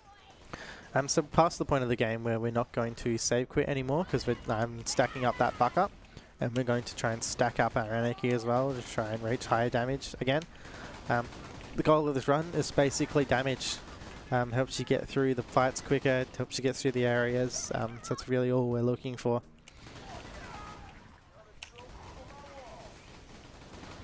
for that for the XP. So if I am high level, I do more damage as well, because I won't be super low. This is the next nade jump to skip a save point. So it's, okay, got it. I think I've got the timing down again. Oh, don't knock me off, please. I saw him coming from behind. I'm like, I turn around and shoot him. Racks are like the most terrifying enemy in the game. They just show up at the wrong times. Making sure to loot, throw nades, get through as fast as possible. So I need to hit this trigger up here to open this door. Because if I don't, and then I try and do the next part of the story objective, I would just hard lock my game. Not even like quitting out and coming back will fix it. It's just gone. Like your save file is corrupted basically. So we're definitely going to make sure we hit that. It is fixed on like newer patches of the game, but we don't want to run on newer patches.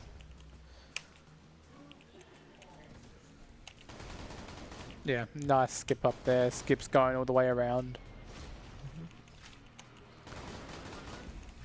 Here I think there is a cycle that you want to kill things in to trigger the next area, but I usually just end up let me see if I remember. I think it's like, are they called stalkers? Yeah. Yeah, stalker, loader, stalker, loader. I think there's a point where you kill 2 loaders in between. I think it's loader, stalker, loader, stalker. No, because I know the badasses are at the end. Oh, this is... Right. Like you just kind of have to alternate. I used to know this. Now there's the badass, and the next one will be the badass up here. Turns out, remembering something you used to do a year ago was hard.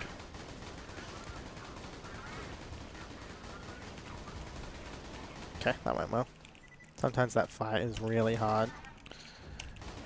But because I have that level 12 shotgun, I have that base damage. Because so his crit spots fall off, and then you just do a lot less damage when you're not critting.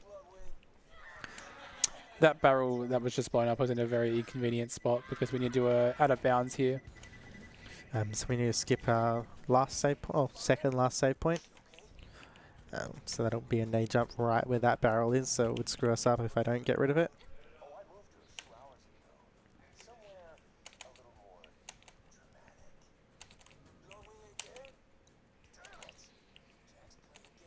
So if I get up on this ledge, and hopefully before everything starts spawning, better boost myself up. There we go. And then here I need to be really careful. Some things have collision, some things don't. So this little ledge here I can jump on, but nothing else. And get through like that. And That was very clean. Come out over here, skipping that save point that's in there somewhere.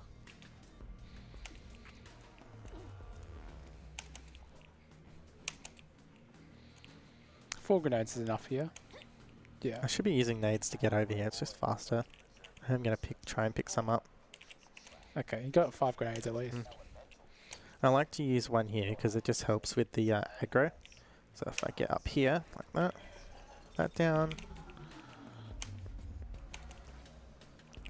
So these guys knock you around a lot. So if they get up here with you, this is a really hard jump to do. Ooh, that was really close. That's probably one of the most difficult jumps in the game, if not the most. So happy with that. And I need to make sure to remember to cap my FPS to 30 here. Ah, yes. Didn't this crash the game or something at one point? So if you have I believe it's any NVIDIA graphics card, the slag particles can be a bit problematic and crash your game. Not every time, but it seems to be pretty common. So we just cap our FPS to 30 to make sure it doesn't happen. It looks like I wasn't playing it too high on FPS anyway. Maybe I should be. So once this is over, we'll go back. Let's go cap 120.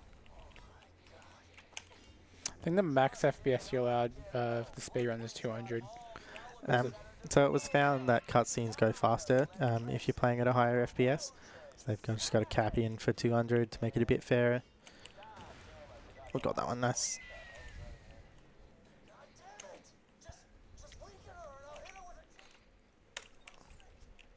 So that skill there gives me health regen whenever my magazine is full. And if you've noticed, my magazine has been full a lot, so it's really useful. The key here is to not jump. Jumping really messes with flying AI. So I will jump once the fight starts to mess with the AI, but I really don't want to fight while she's flying in, because it can take a bit longer messing with the AI. But here it should keep her in place and make it a really easy fight. So even if you don't have the damage to get them before they start doing attacks, as long as you're jumping, they won't get into those attacks. There we go. Now here it's hidden journals or doctor's orders. I think they are interchangeable, so I'm just going to play the first one I see. I can pick that up straight away. And then here I'm going to use the elevator to do that death warp. So if you die in a way that doesn't have like an animation, I think is how it works, you don't lose your anarchy stacks. So here it just kills me straight away. So I get to keep all of my anarchy stacks. One way is to use a rocket launcher to down yourself before you fall off. That's another good one. So we'll do that later. We'll go down and then fall into a hole. And that was pretty good. Didn't die, which was nice. I have one nade left. And remember to go claptrap instead of going up there like you do every other time. Very easy to forget. So we have to give him that upgrade we got. And that's our first part to getting through the bunker.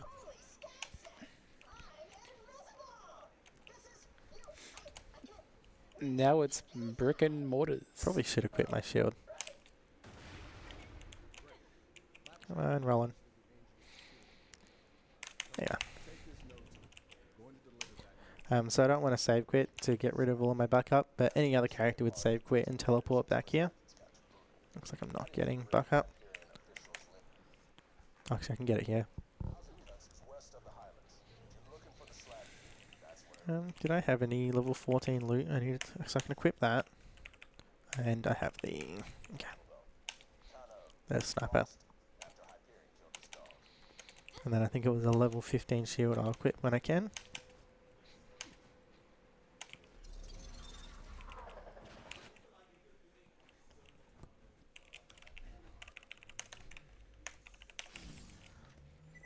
And do my level up. Gives me a bit of healing, which is nice.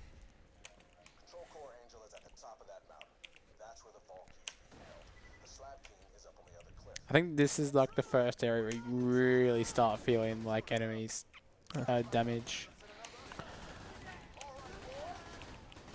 Because these enemies hit really hard. feel it. One thing we haven't talked about is death gate.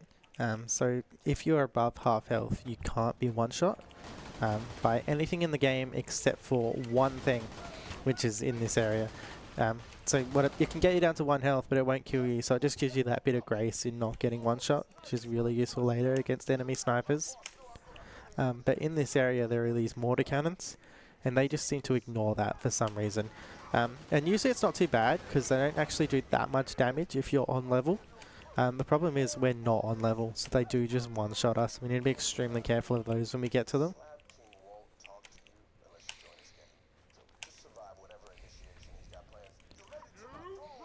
And then like a mortar can like sometimes hit like a barrel and then... Oh, barrels. Trying to get rid of those. Oh, I think it's going to knock me off there. This is quite a fun area actually, just for it's so enclosed.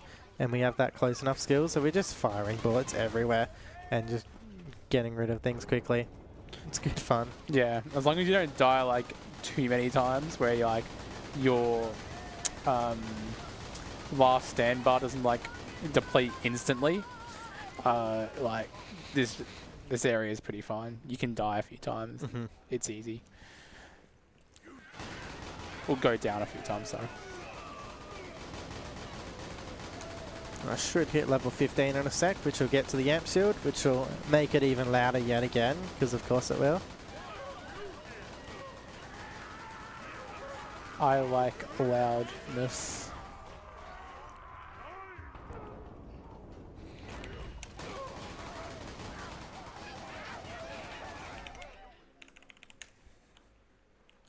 Let's just drop that so I don't get them confused.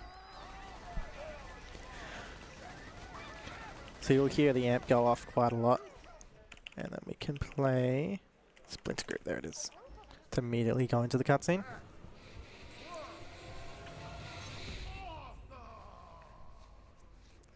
And we meet one of the characters from Borderlands 1. This is the final one I'll meet. Because we already met Lilith, Roland, and Mordecai. So this is Brick. And then I want to play Won't Get Fooled Again. This is a really high priority dialogue and seems to skip through everything, so it's really useful for this area. It's quite long. Because once he gets to the door, there's this really long dialogue of like going through, oh, there's a mortar assault, we need you to help, and just like, it's really long. So hopefully we don't get that if I've played it late enough. And he should open straight away, perfect. I think there was also like a clapping enemy which also like helps with like a dialogue skip as well. Because it gets Brick speaking. So there is one little bit of tiny tech here. You want to kill the enemies that are further away from where Brick wants to go, because he will run towards the enemies. So if you kill those further away ones, you get them going towards where you want. So we'll try and be doing that. One spawns here. Oh no. Oh, that's not a good start. Do I know what setting it is off the top of my head? What's the setting you've... There's a setting that you need to make sure it's on. It's like bullet decals or something. So you can see those. See where the mortars are landing. Oh, can you not see that? You can't see where the mortars are. Oh, no. I might just quickly look for it. This is going to be interesting. Please find this. I reckon it's... That's not that. It's not... Which one would it be?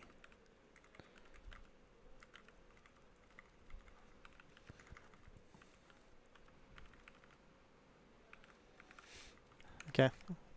Oh, I didn't click save there, did I? Oh, restart. Okay. Well, I guess you're not changing it. We'll see if that works.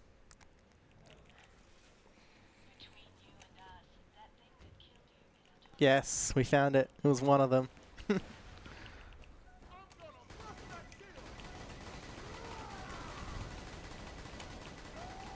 We love escort missions. Yeah, definitely want to get rid of that one. Try and see. Brick is really far away from where I want him right now. Yeah, you want to try and like manip him so he's as close to like where he's going to run next as possible. Look if I can get rid of these things. Okay, I should have run up there. Oh, so low.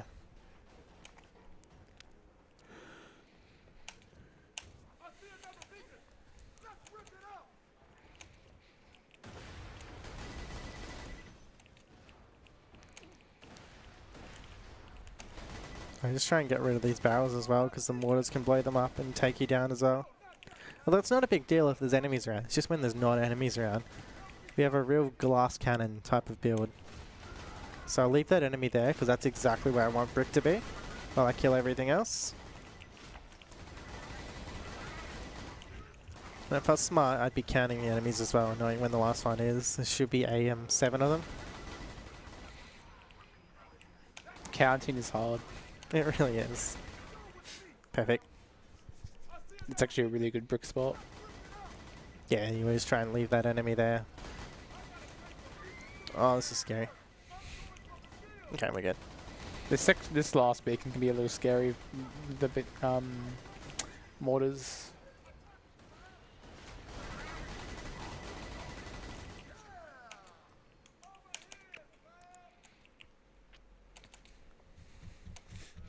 And then that's the Brick area. Try to get buck up. Now we just have a short area called Opportunity.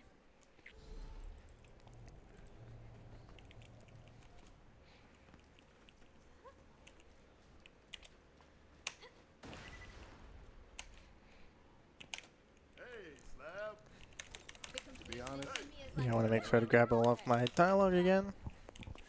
Sorry to interrupt, but we've little time. Get to the city of opportunity. To breach the final door to my chambers, you'll need to Oh, I missed one up there. Who did I miss? Mordecai. using a bioscan and speaking a I password. think I can get those later. If you can kill one of Jack's body doubles in opportunity, I can get you through that door.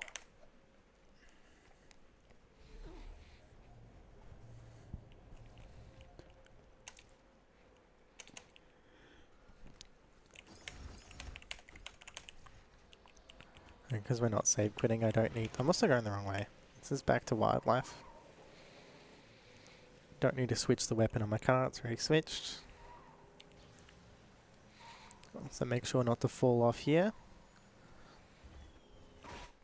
This section's like the last possible place you can check for loot in the game, because it's like where it's the level where you're gonna be in the end game.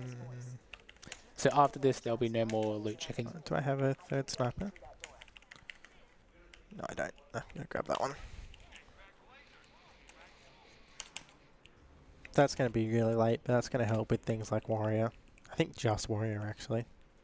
So that's the final boss fight of the game. Was it level 19? I think so.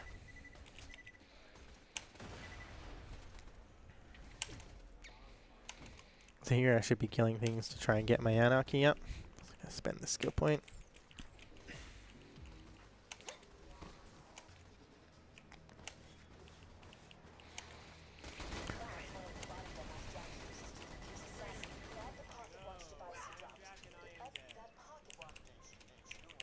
Make sure I click that a few times. Sometimes it doesn't work. I think the first one skips the angel dialogue, and then the second one actually registers for the quest. Yeah, so you need to press the button twice. This is going to work. If I get a few more samples of Jack's voice, I can make a voice modulator for you. Did you know? Did you know? Oh, what is that? Alright. Almost have what I need. Just Weird movement. a few more kiosks. Did you know?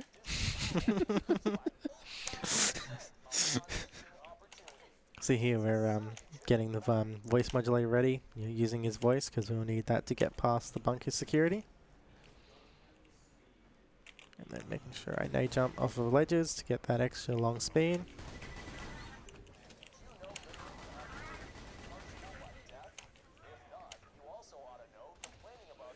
You ought to know. Did you know? How many minutes? Okay. Go around this way. Now that you've pointed that out to me, I realise he says that a lot. Wow.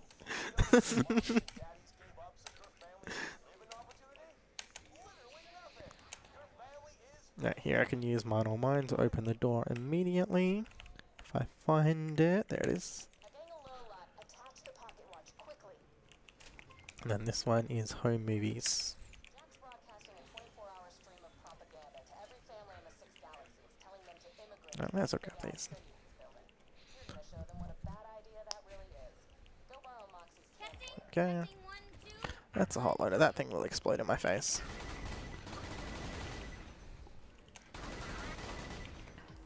And that area is pretty much done. That's a pretty quick area.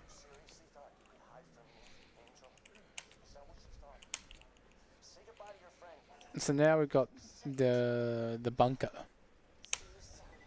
which is a very long split. There's a couple very long sections up in the game now. Should we get my... Oh. Okay, I didn't see the blue beam there, so it might not have worked. What's the goal to get for those backup? I think it's like 12 or 13. yeah. I'm going to grab that. Level 19 shotgun is actually going to be useful. I think I'm going to get to use it. I was grabbing nades is what I meant to come over here for.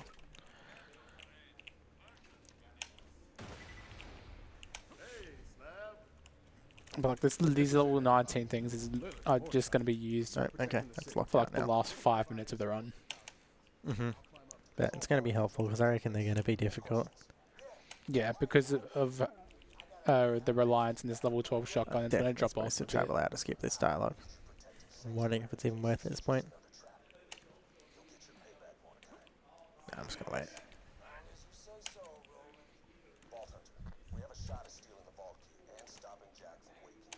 Oh yeah, you meant to go into Yeah, because you can't save quit to skip it. Yep, that makes sense. Might have still been worth it. Maybe, but for the lore, for the story. I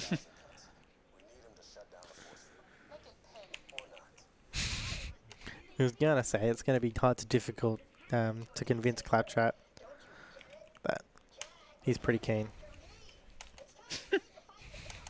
I'll meet you in 1,000 cuts.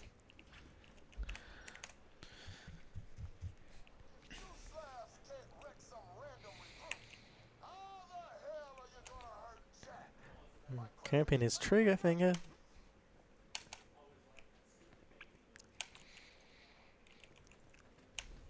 That's probably the freest nade jump you'll ever see. You can actually get across there with Kriegs' battle axe, which just gives him slightly more speed.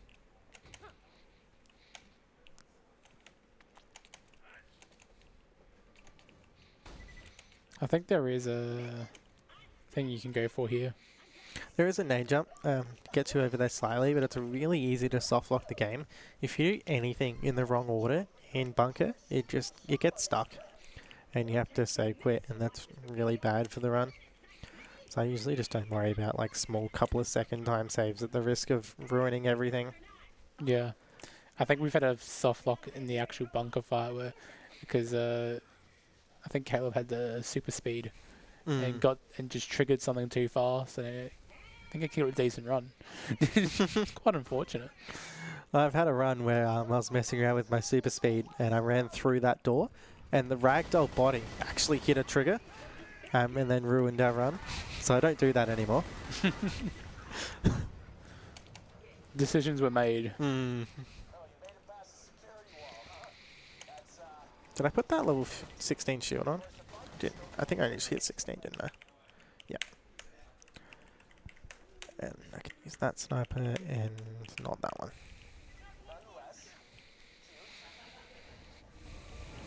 I'm just going to wait for it to crit spot. Otherwise I can definitely kill myself on constructors. They bounce bullets back at you.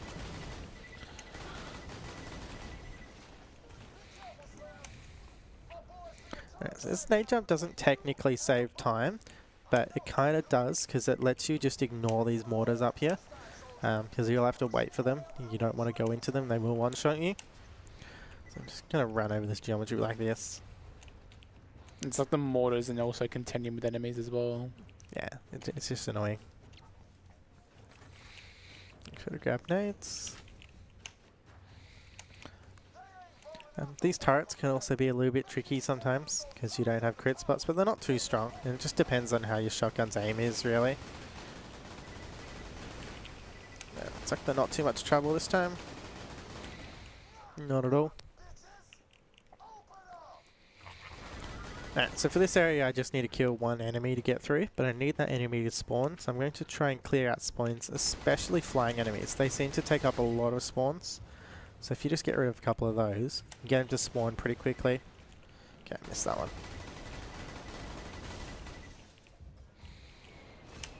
I think it's spawned? There we go. Yeah. There he is. Hello. For the crit spot. And then door opens. Yeah, the damage from this shotgun is starting to fall off, but it's still doing the job.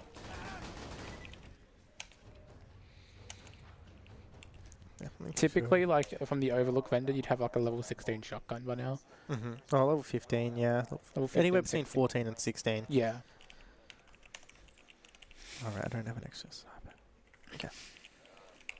Or if you're lucky, a bushwhack. Yeah, or that. Or like a, you know, a level 12 like purple special rarity bushwhack could even do it quite well. But as I get more buck up, I do more damage as well, because I'm going to have quicker, shields are going to be filled quicker, so I'm going to get more amp shots.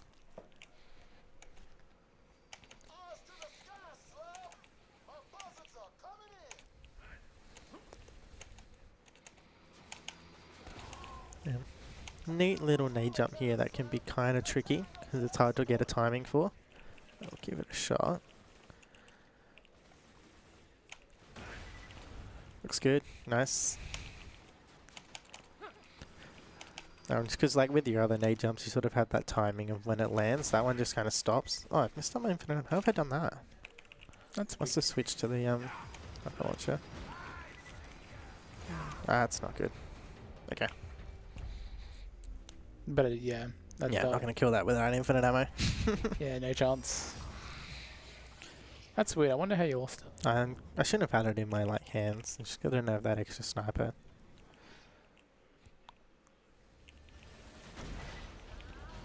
There we go, onto the free shot. Final door to my chambers. It will only deactivate once you've destroyed the bunker.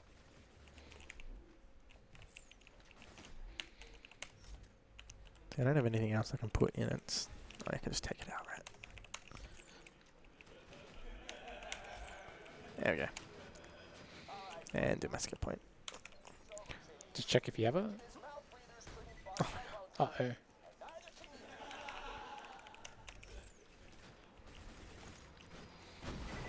34. 34. Switch.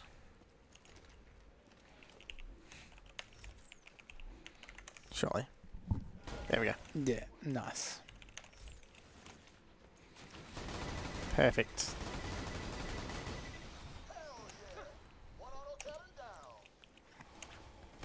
These auto cannon spawns are random.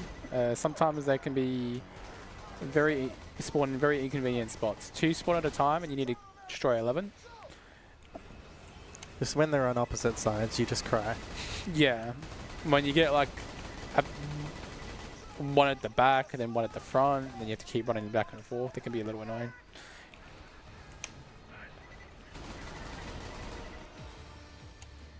Looks like these are pretty close together, which is nice. Hopefully I get the last back one as well here. No, it's going to be on the other side, isn't it?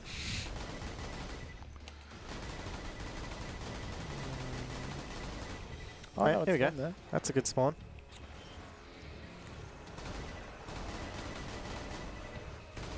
Probably run more this way. Try and get behind it. Oh, hello. Oh. Oh. Where am I? I reckon I can get back up. I reckon I can. Oh. Back up. That's okay. intended. So that's a really good spot to sit for killing that turret. Didn't know that.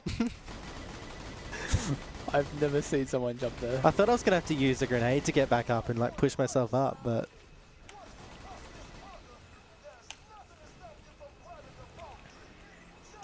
These lasers actually do damage to you, but because we have that buck up just constantly healing us, it's really not an issue.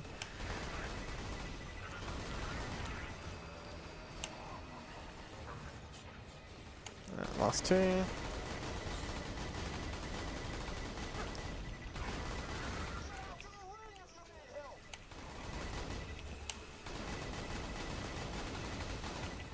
And then I want to run over to our little hiding hole. This helps Manip bunker into coming down instead of going into his motorcycle. Which makes it a lot easier to kill him. I'm just going to hide in here. You really think I'd protect Angel with nothing but a couple of bots and some flimsy turrets? You see, you're not at the bunker right now. The bunker isn't a place. So we'll see how this fight goes with our level 12 shotgun. One of the bosses that's a bit tankier. The bunker. Meet the BNK3R. Let's see if he comes down. Which side? Designer myself. That death also means I have less anarchy stacks. That's less damage. Make sure I keep killing things. Is he coming down? There he is. So this red eye here is the crit spot. I'm just going to focus on that. The goal is to do enough damage so he doesn't fly back up. Which, very high chance he does, because this damage is kind of underwhelming. This is a bit slow, but it's working, so we take that. Now I think he's in that cycle where he'll stay here until I kill those 2 turrets. So as long as I don't go down, do I have anything around me I can kill? Looks like I do. I see a few red dots. Or I can kill one of the turrets to get back up. That looks like buck up is doing its job. Okay. This is a perfect cycle. That's very There we good. go. And now you can just like jump down and wait. Yeah, I'm just going to take this time to make sure I'm killing things though. Just get that anarchy stack back up a little bit. Oh yeah, that's smart. And then I'm just going to jump down. And then you can like ricochet a bullet into bunker because it's pretty much on 1 health, isn't it? Yeah, so just like Yeah. 1 hit away. So if I get over here, I can shoot through. Someone found that while they were farming bunker. It's quite useful. I think they're getting ammo. And then this one is going to be the other one I haven't played of Doctor's Orders and Hidden Journals. There it is. Not sure if it matters which one's which. Let's see if this works. So yeah, I think that got interrupted. I think I've got those the wrong way around. Yeah, it's a shame. But that was quick. I still skipped a lot of the dialogue. So I think that was pretty much all of it. So that elevator is really slow, so I need to trigger it to get the story going, but I'm actually just going to ignore it. Do a little clip through here, and then for some reason this bit doesn't have collision, and I can go through and beat the elevator. Very nice small time save. The elevator is a bit boring. So, you know, I beat it down by quite a fair bit. And get another stack of buck up. Hopefully not throwing my shield through the trigger. So if you throw it too far, you can't pick it back up. Definitely done that before. And I definitely should be skilling this next skill, which is a kill skill. That gives me extra movement speed after I've killed something. So as you can imagine, extra move speed is quite useful for a speedrun. So we'll go straight into that as soon as we can. To truly stop Jack from waking the warrior, you cannot just steal the vault key. You must destroy his catalyst. Destroy me.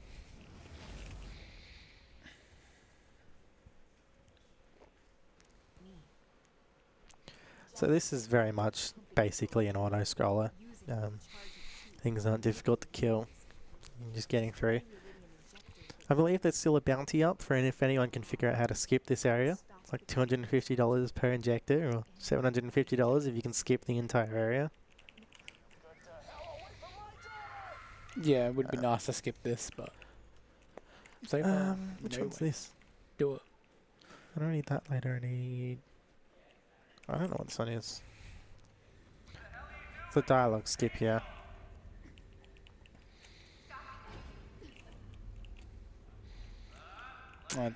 Yeah, This is quite a long one. Should have found something. there's a dialogue skip for this, but I don't know what it's supposed to be. Yeah, this one's really long. That's a shame. It's alright, it's for the lore.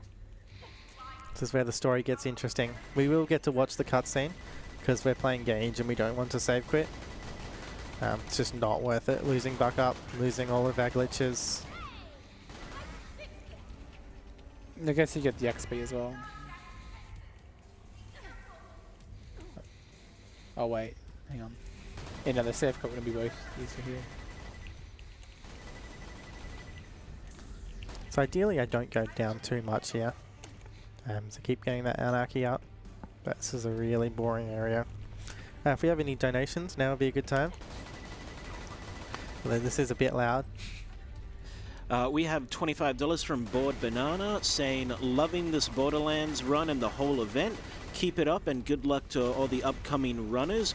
Put this towards naming Latios Latias. We also have $50 from Zando Toaster with no comment. What are we up to now for donation totals? Our total at the moment is $2,269.50. That's a really good effort so far. It's really good to see everyone donating.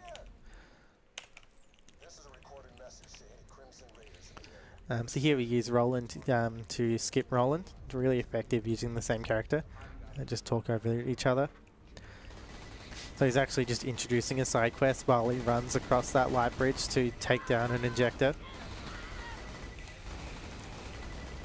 So these What a turrets lad. don't actually count for the enemies, so you don't actually need to kill them. But they do a lot of damage, so I usually just end up killing them first anyway, even if it is slightly slower.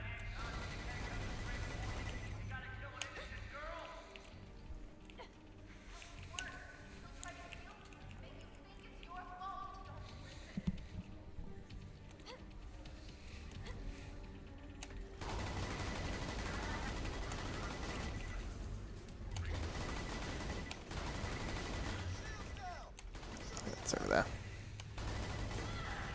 So that's a 1 out of 3 injectors. We're getting there. Oh, it's annoying, the iron loader.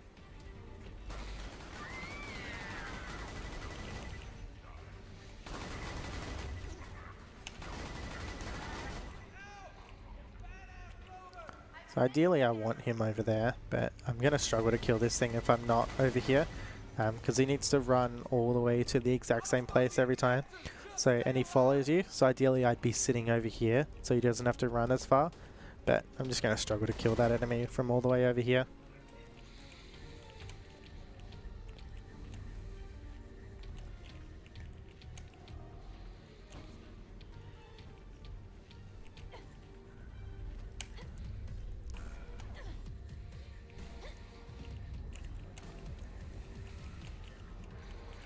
So there's a lot of waiting in this level. You know, a lot of story going on. It's a really big moment. It's still a very long section though. Even though we've got like very good damage against these enemies. And you've just come off like another previous long section. Lost a few anarchy stacks there.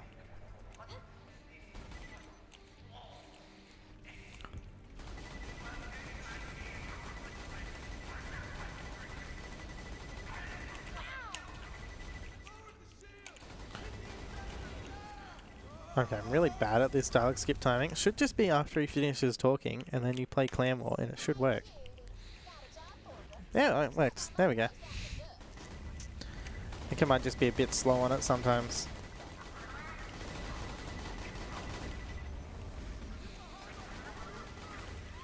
And then I think there's like a quest, I think it's like Rocco's something or whatever. There's like 2 quests starting with R, and I don't know the difference between them. I think it's Rackaholics first and then Rocco's. Yeah. That's how I've always been doing it. I think it's been working. So we'll see how it goes. Yeah. The first one you have to play it before you kill the last enemy in this wave fight. Again, I'm just going to kill those turrets first. They do a lot of damage.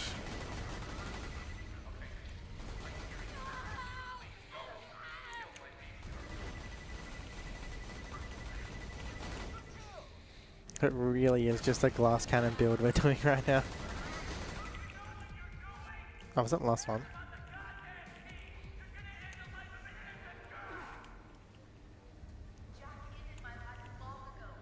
Yeah, it was, wasn't it?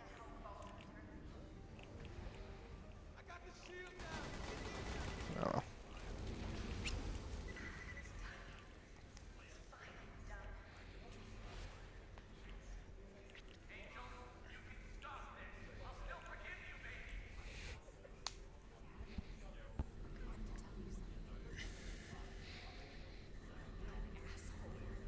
Any daughter-father relationship. And we can play our dialogue, Rocco's, and immediately turn in and go into the cutscene. Spoiler alert for anyone who hasn't played Borderlands 2, obviously. What year did this game come out? 2008? A while ago. It's late 2000s. I think. Oh, was it? I don't know. It's got to be like 2013 or something like that. And Roland's dead. Maybe it was like early 2010s, maybe. Well, it's funny how he got shot like so many times by the robots that, you know, one pistol shot from Handsome Jack and he's dead. Skill issue, to be honest. Go to the respawn station. just how much you have to lose, and I got the most powerful siren on the planet to do it with. Lilith, kill the Vault Hunter. We've got a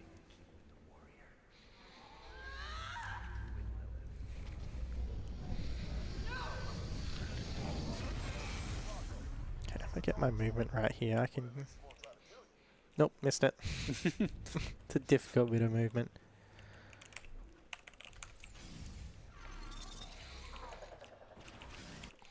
Right, so here there's a Marcus cutscene, if you go into the trigger up here. But how the game actually checks for the cutscene is if you've picked up those quests or not. So if I pick up the quest, it won't trigger the cutscene, which is obviously quicker. So this marks the beginning of the end game, and these end game areas are rough. Difficult, to say the least.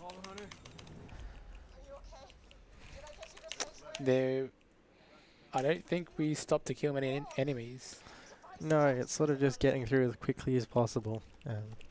Sort of killing things to get your kill skill up, so you move a bit faster. But otherwise just kind of ignoring them and trying to get through the rest of the game. It's kind of just a mad dash from here. Yeah. You're not looking for loot at all. You're not, you're done looting. You're just trying to get through.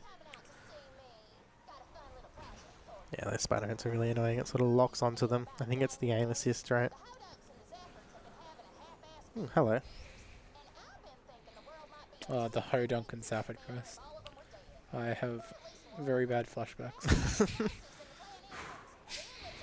Well, they give you Twycocha though. It's a triple barreled Jacobs shotgun, which is extremely useful. Yes. Any percent restricted co-op. What a category. It is a category.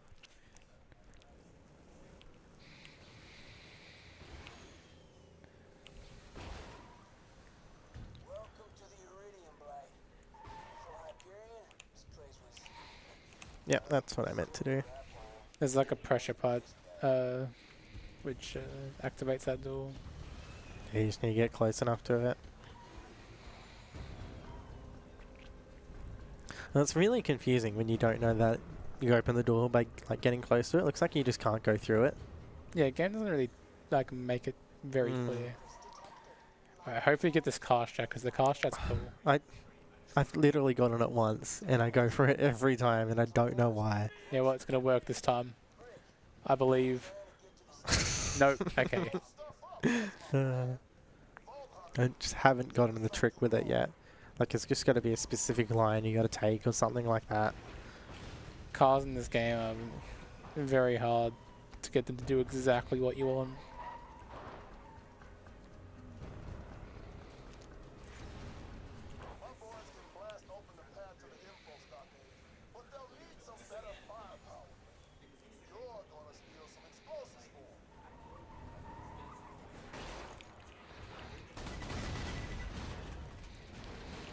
Oh yeah, blowing up your car also activates the kill skill. It's very useful to do. It also was just in my way, so... Two things at once.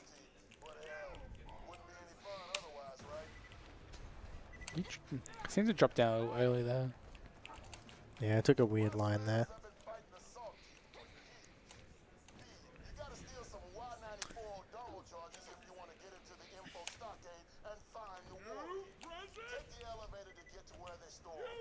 Again, sort of skipping past all the enemies, trying to get through it.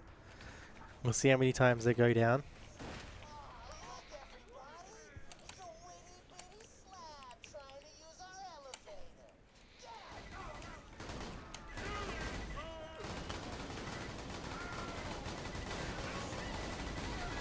Trick is definitely to just get up nice and close to them. Yeah. You've got a shotgun. You've got a pretty good shotgun.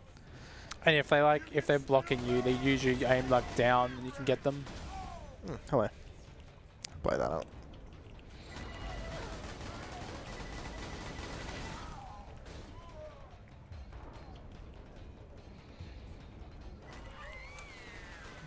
Alright. Okay, make sure to clear things out. This is a cool little nade jump we can do to skip a lot of running all the way around. So you can't just throw the nade directly down because you're on like this weird trash pile. So you got to do this weird setup like that. There's a few setups for that grenade. Should not be jumping on top of that.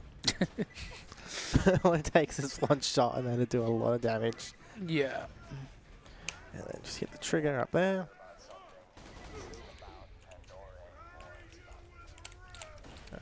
Wanted to jump over that. Okay, I'll go around. I wanted to avoid these enemies.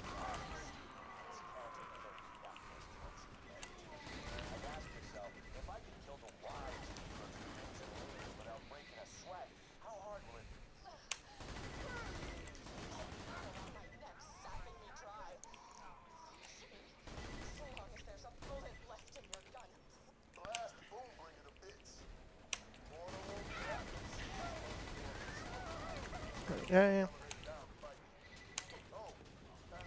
I did get it, didn't I? I think so. There we go. I can play capture the flags. Ah, I already have that for some reason. That just It's makes like the this cool elevator speed come boost down. you can do off this. Yeah, I'll go for it. There we go. Nice. But if you wedge yourself in there, you can sort of get stuck in it, and then it just sort of puts you onto the belt.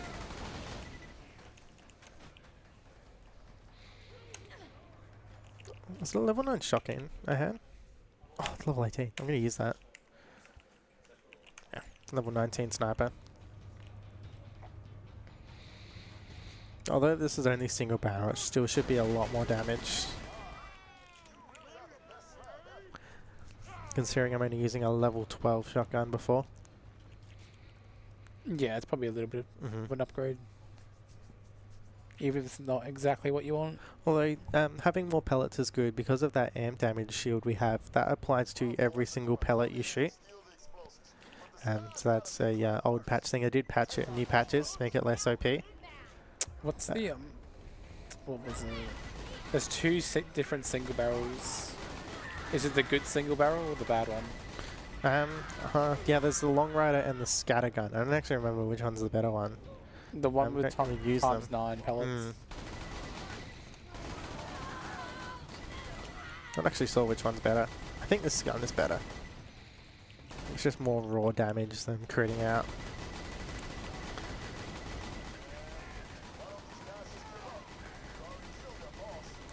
So, again with the jumping here to manip the buzzards so they stand still. Otherwise they just like fly all over the place. They can be quite hard to kill. I'm not convinced about this gun, this single barrel. I'm not 100% convinced, no. And I think you've also got it stacked twice, so... Yeah. It's a ×7. Yeah, I wouldn't use it, personally. I'm going to see how it goes. I can always switch back.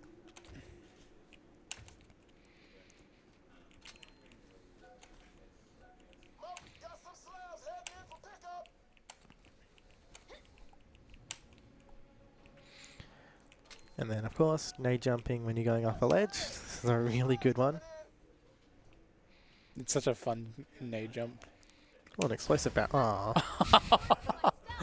Well, it gave me the boost I wanted, to be fair. Just knocked me down too.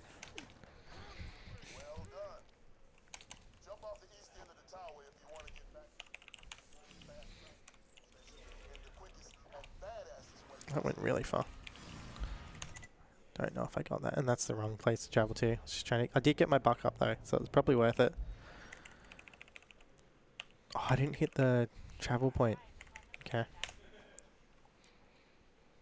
That's fine, you can go drive from opportunity. The Sawtooth warp point. Yeah, we'll just have to drive from here. I'm going to make sure I hit that trigger point along the way.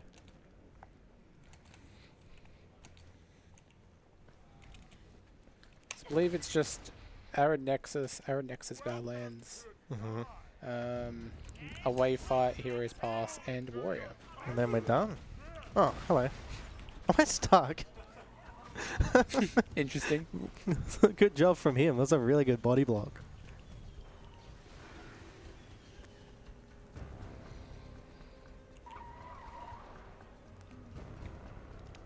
So I'm just going to go the long way around here to make sure I hit my fast travel point so I can come back here later. Which we'll do a couple of times. There we go.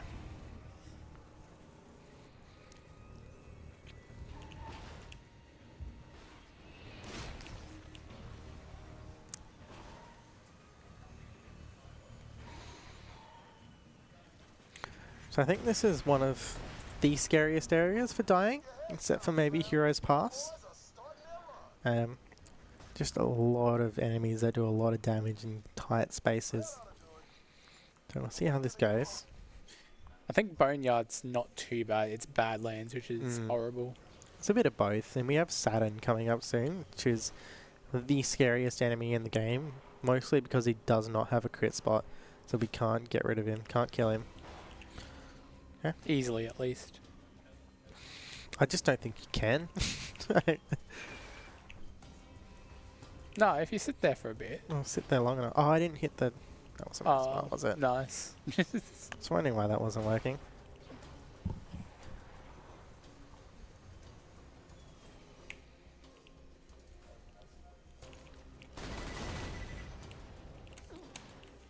This is what I wanted.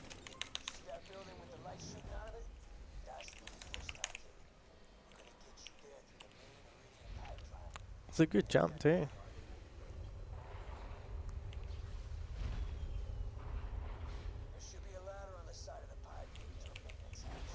That should work. Nice.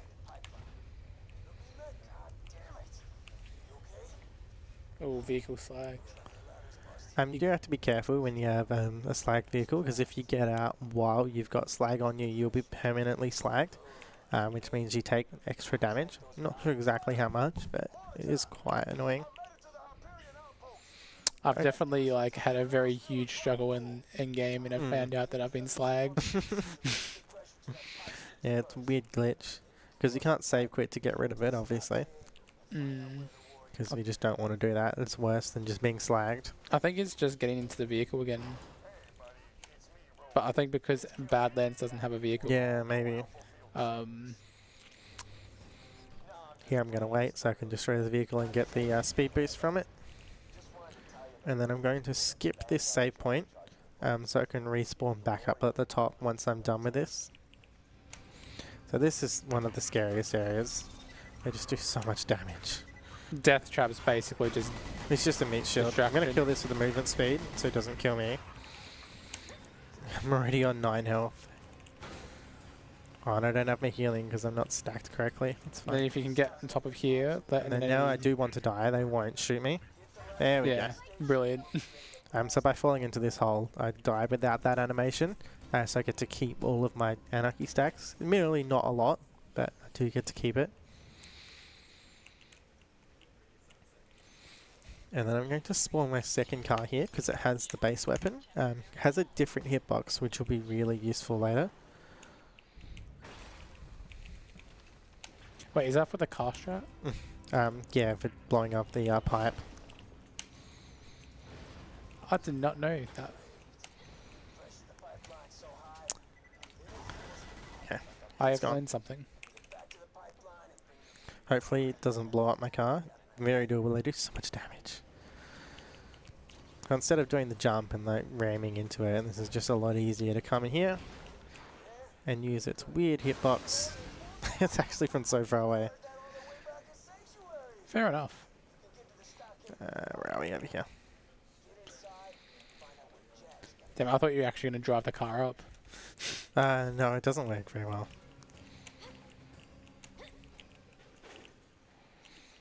So just do a little nade jump here and get up that way. And make sure not to use Death Trap. So I could grab back up here, but I actually need Death Trap for later for that enemy Saturn. So we're going to use Death Trap to distract Saturn and not kill us.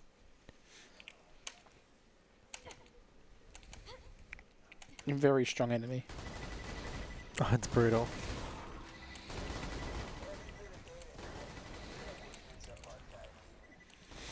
Yeah, this gun might be better just because of the amp damage. Not sure. I'm not convinced by either of them. They're probably just about the same. Yeah.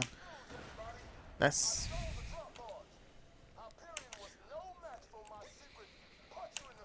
But I just feel like more pellets means more ricochet. So yeah. I feel like that makes it like double the amount of pellets. Yeah. So that's Saturn. That's how much damage I do to it. Basically 0. Maybe it's going down. Can't tell. Yeah, it's going down. Okay. He's killable. He'd sit there for a long time. But Death Trap does a good job. Yeah, got past it nicely. Here he comes. Run. Run. If you die in this area, you go back right to the start where we Oh, that's spawned in. brutal. There is no checkpoint here. And that's an exploder. It's always there. Hopefully this guy doesn't kill me. There should be enemies up here if he does.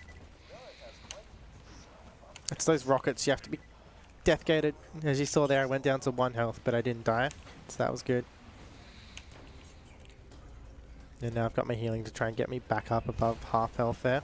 As soon as I click this dialogue skip, if you're not quick enough, if you don't do the nade jump, it's that one. Oh no. Oh, that's so rough. I think it has to be Please this one. find an enemy. As soon as I saw in there, there wasn't much I could do. So if I kill him, he still blows up. It's such a scary part. That's why I try to run. I tried. Alright. Just run. Just, yeah, get out of there. Alright, still got some anarchy though, so Oh, not a lot of anarchy going on. it's better than no anarchy. This is true. It's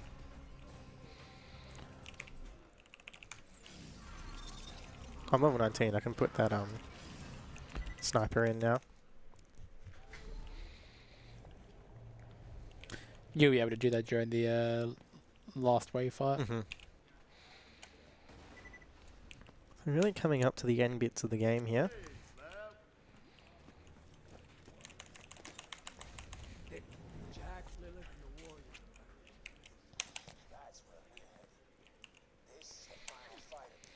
So we found out where Jack is held up and trying to get the warrior going.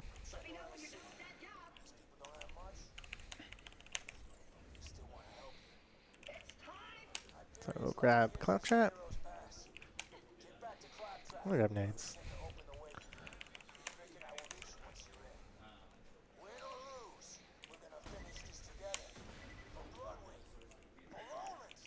For Pandora. And then back to Radiant Blight.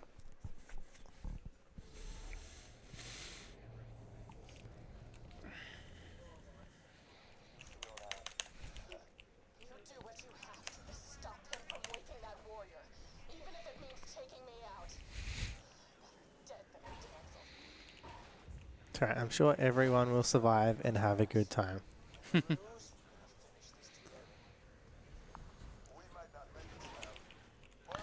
And make sure to blow up my car for that speed boost. Actually do like this area. Claptrap has some interesting lines and gets to do some things.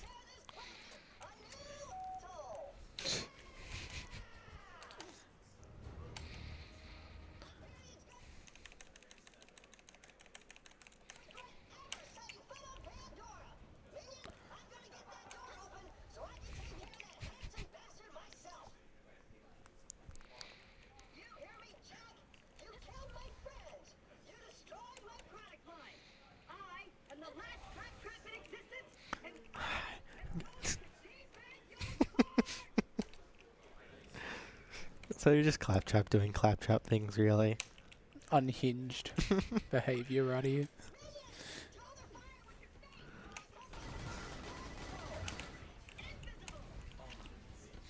So I really need to get up close to kill things. How it works with this shotgun. Definitely need to be hitting those crit spots to do any kind of damage. I'm just going to do this now quickly. This is really going to help.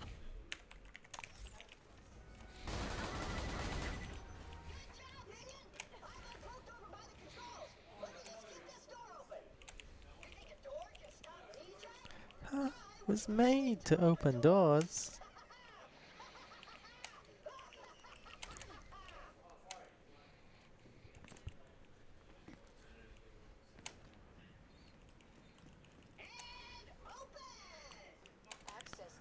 It's just a little bit of a long wave fight before we get into the end part of the game, to the scary part.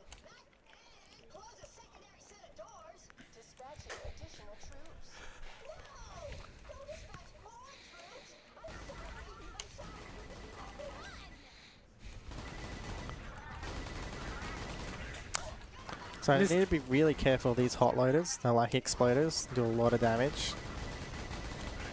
You also want to be targeting the flying enemies, especially the badass ones, because they can take a long time to kill, and they're just like to go in very obscure They locations. prove difficult for sure. Yeah. So in this next wave, what I'm going to do is I'm going to keep an enemy alive over here, and that's to bait the skilled surveyors to come down and repair them. Especially if there's a badass one, you can have it flying around, and it's just really difficult to deal with. There's also a strat for killing these turrets. If you get yourself up right next to them, you can shoot through their shield. But I don't usually do that because he does hack them into your side. So even any little tiny bit of help helps, so just keep them alive.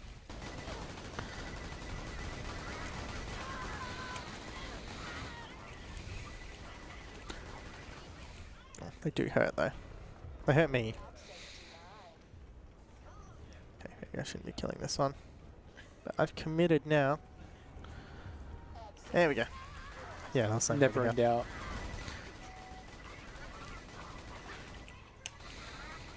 So now I have those turrets on my side. You know, it's slightly helpful.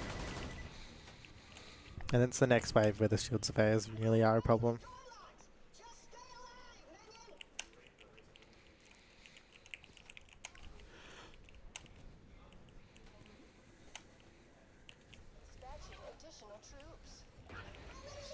Okay, here we go. So I want to make sure I don't kill this one. This should bring these guys down, especially that badass one. There we go. Nice. Oh, I've sat there for like actually minutes just trying to get that last on. Because you have to try and like ricochet off of these things to try and kill them. And the badass ones have a lot of health. Because they just have no reason to come down. Is there any more? Yep, there's another one up there. Perfect. And last one, I think. That should be it. And there's a neat little out of bounds you can do to save a little bit of time. If you While we miss it, listen it's to clap fine. You chat. just have to wait Yeah. kind of bit. As long as you don't fall down. Oh yeah, if you fall, that sucks. Oh, enough height. There we go.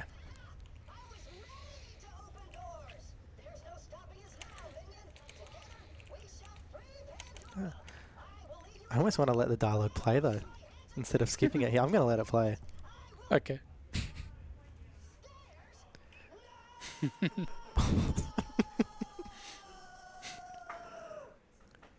You'll have to go on without me. Oh no. It doesn't even save that much time skipping that dialogue. It's like, what, 2-3 seconds.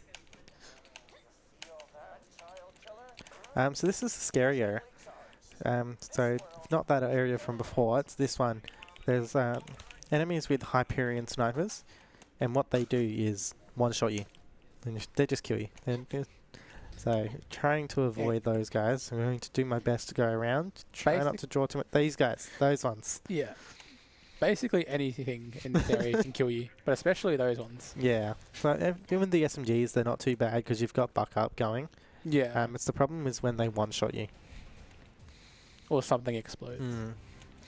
So I'm just going to sneak around here instead of waiting for the gate to open. Bonk my head. Ideally, I'd be killing something to get that kill skill move speed. There's not much around, and I'd just rather not get their aggro and get through it with this area. Yeah, just play it a bit safe until you get to the checkpoint. So I'll try and get rid of that one. Ah, Oh, damn. that's rough. That's really rough, actually, because there's nothing I can just get rid of here. And that's probably going to lose your anarchy as well. Yeah, okay. That's Yeah. fine. I think you hit a checkpoint before. There's a checkpoint back there. There was one I was about to hit, which was the annoying part. But this isn't too far away at all. Yeah, no, that's completely fine. And I didn't have a lot of anarchy anyway. I wonder if I can time this level up for the final fight. That'd be good, if I could. I don't know if this is worth killing, but he might kill me if I don't. And then there's a save point just there. Hyperion snipers in this section can like really mess you Yeah, up. they usually sit up there and cause trouble, but it's like that respawn actually did wonders. So that was good.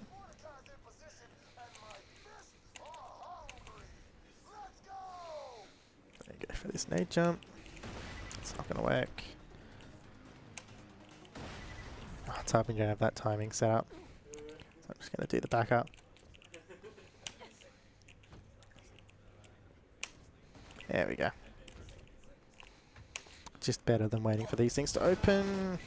It's a death gated there. I did now they not can like one-shot running me. through this area.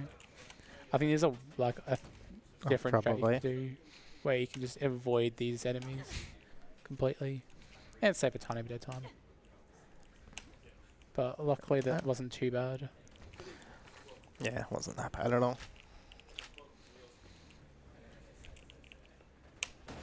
Okay. Just got nothing off of that nade jump.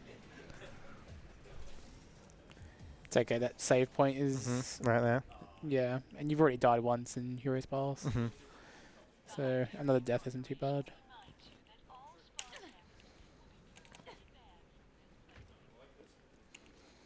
I threw it a bit earlier. Okay. Oh, I think you just there's some collision you're hitting. I'm just gonna go around. It's not liking me here. I'm gonna do it once more.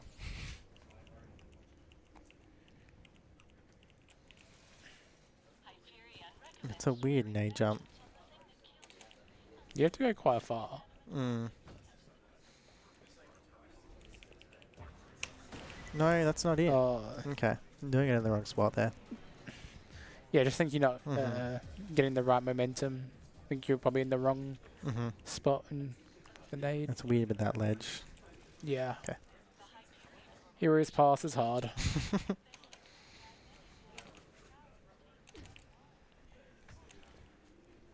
Just gonna grab some nades here. I think the only annoying part about going around is that you have like that super badass loadout. Oh, there's enemies over here. Yeah. Yep.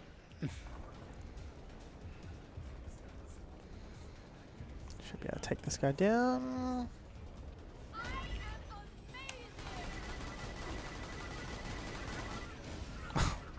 I thought I got him. That's right.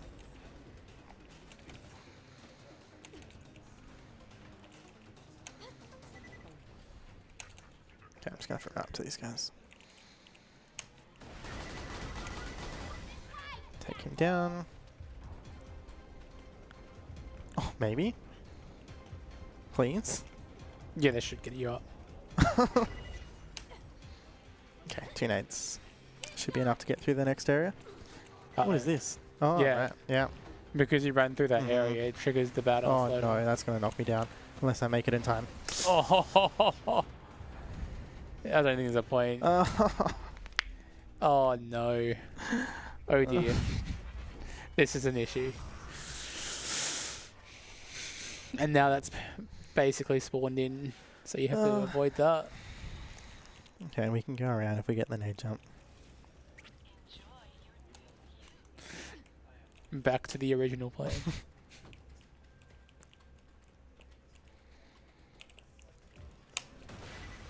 It's just not liking. I don't know why. I like It needs to doing it. right be on the edge, but then it doesn't jump. I like doing it like on the right. Maybe try and like line it up more instead of rushing it. Like try and visualize it. There we go. Because I remember this nade jump gets pretty easy once. I've never struggled with it before is the annoying part, really. Like, I'll miss it once if I'm, like, too far over. There we go. Yeah, that's right. Now we got this guy to deal with.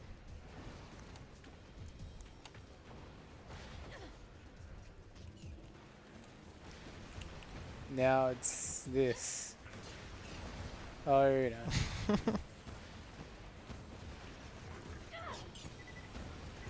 Yeah, they hurt. I don't know if there's much I'm going to be able to do here against this.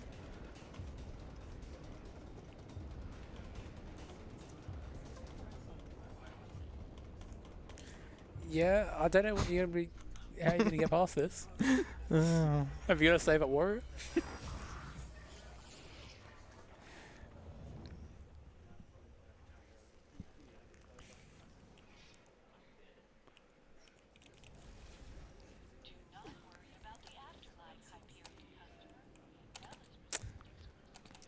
And this is why we learned this grenade jump. Shouldn't have skipped it. Oh. Straight down the middle. Alright. Try and get him low, maybe. Oh, I thought that cover would have worked. Maybe? It's not getting the crits. Yeah, it's not enough. Mm-hmm.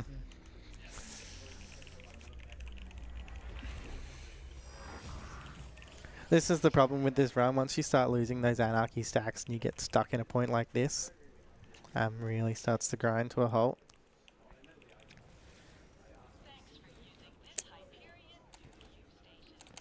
Yeah, there's two versions of Heroes Power. One with the P, one without the P.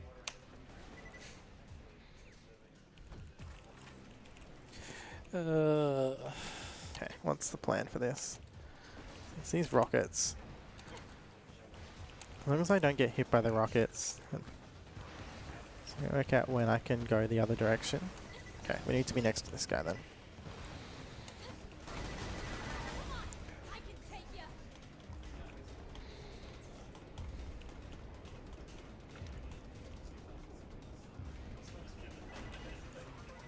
Now I might be able to dodge them.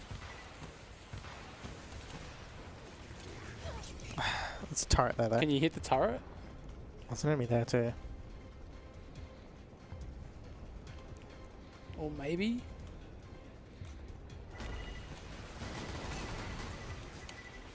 Run. Gonna leave him alive purposefully, but I might make this. Oh! It came up!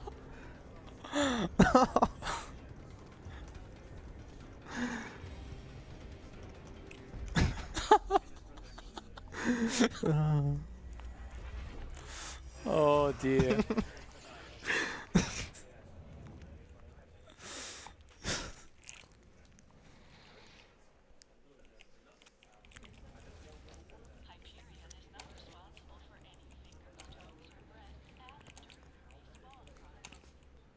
Alright, I'll give it one more shot. But if not, probably just won't worry about it. It's basically the entire game. It's just that last fight.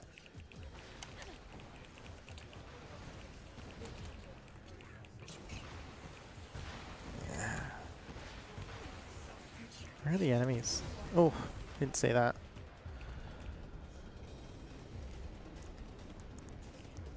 Something flying over? What's up there?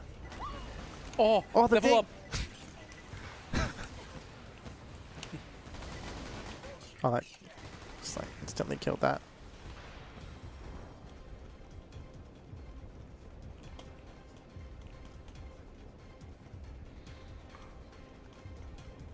Come on, go. Please. Please. Oh. Oh. Yes.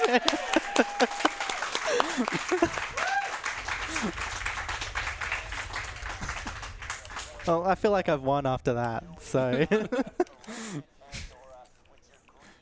your hatred, it comes down to me to save this world from your kind. But I'm more than happy to do it. So there's a grenade jump here, which just saves you going a long way around with an elevator. It's pretty neat.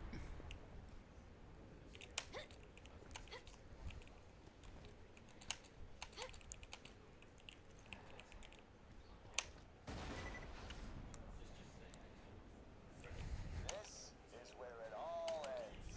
Once Lilith here charges the key, I'll control the warrior and wipe you bandits off my planet. When you get to hell, tell your Vault Hunter friends I said hey.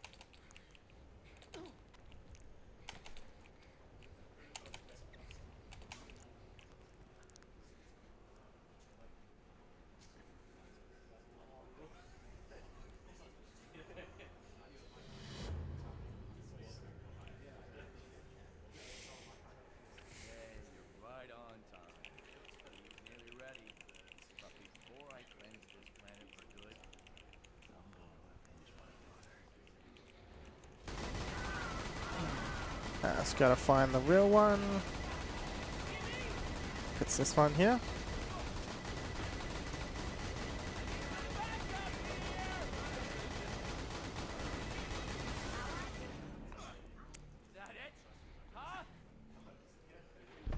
Alright, final boss.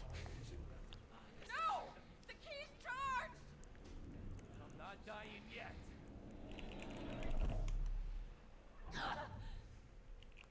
You're too late, bandit. I win. The greatest helium power Pandora has ever seen. And it's mine. Control.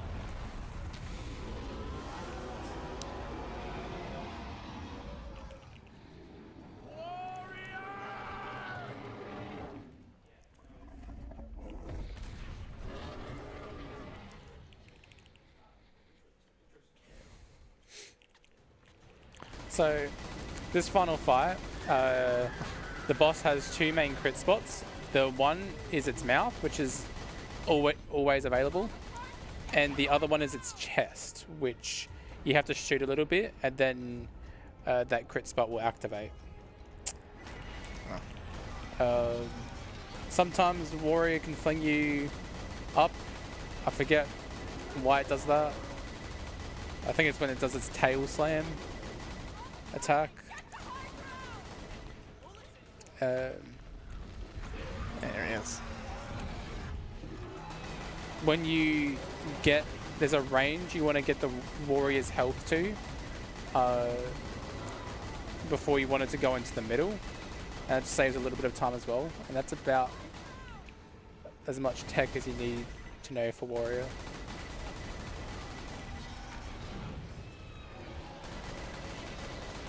And these racks are probably the hardest part of the fight. Now they're good if you go down, you can just kill them to get back up. Yeah, That's usually not too bad. they're a blessing and a curse all at once.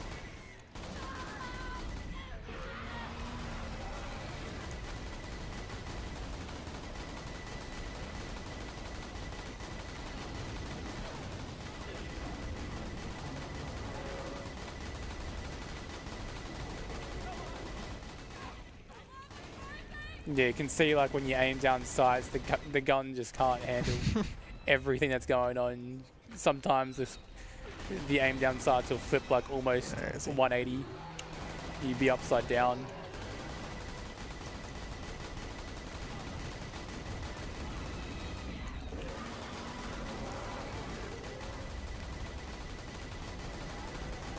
Nearly there. 1, 2 more cycles, hopefully. If I can get him into death cycle on the next one. Although if he spawns up here... Okay, there's a low health rack somewhere.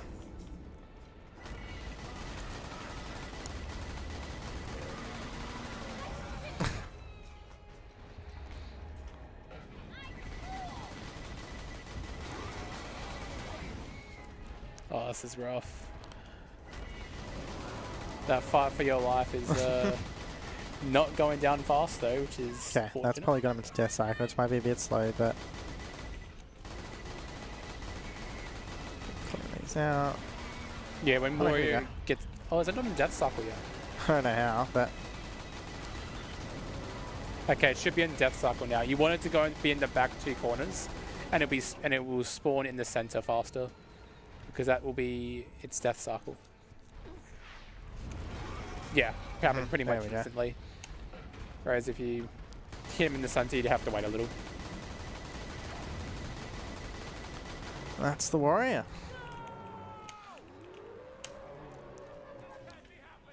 So I can play a dialogue skip here with Kill Yourself.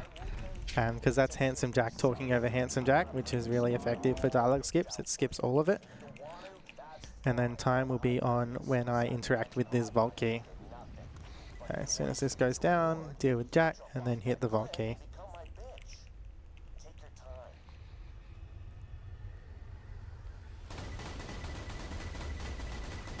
And time. Time.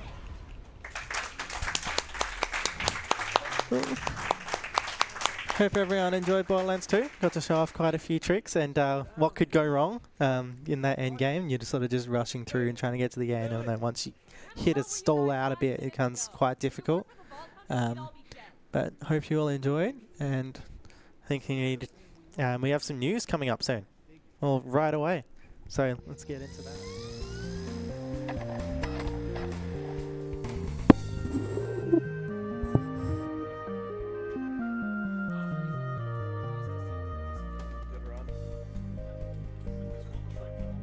Get the excitement going.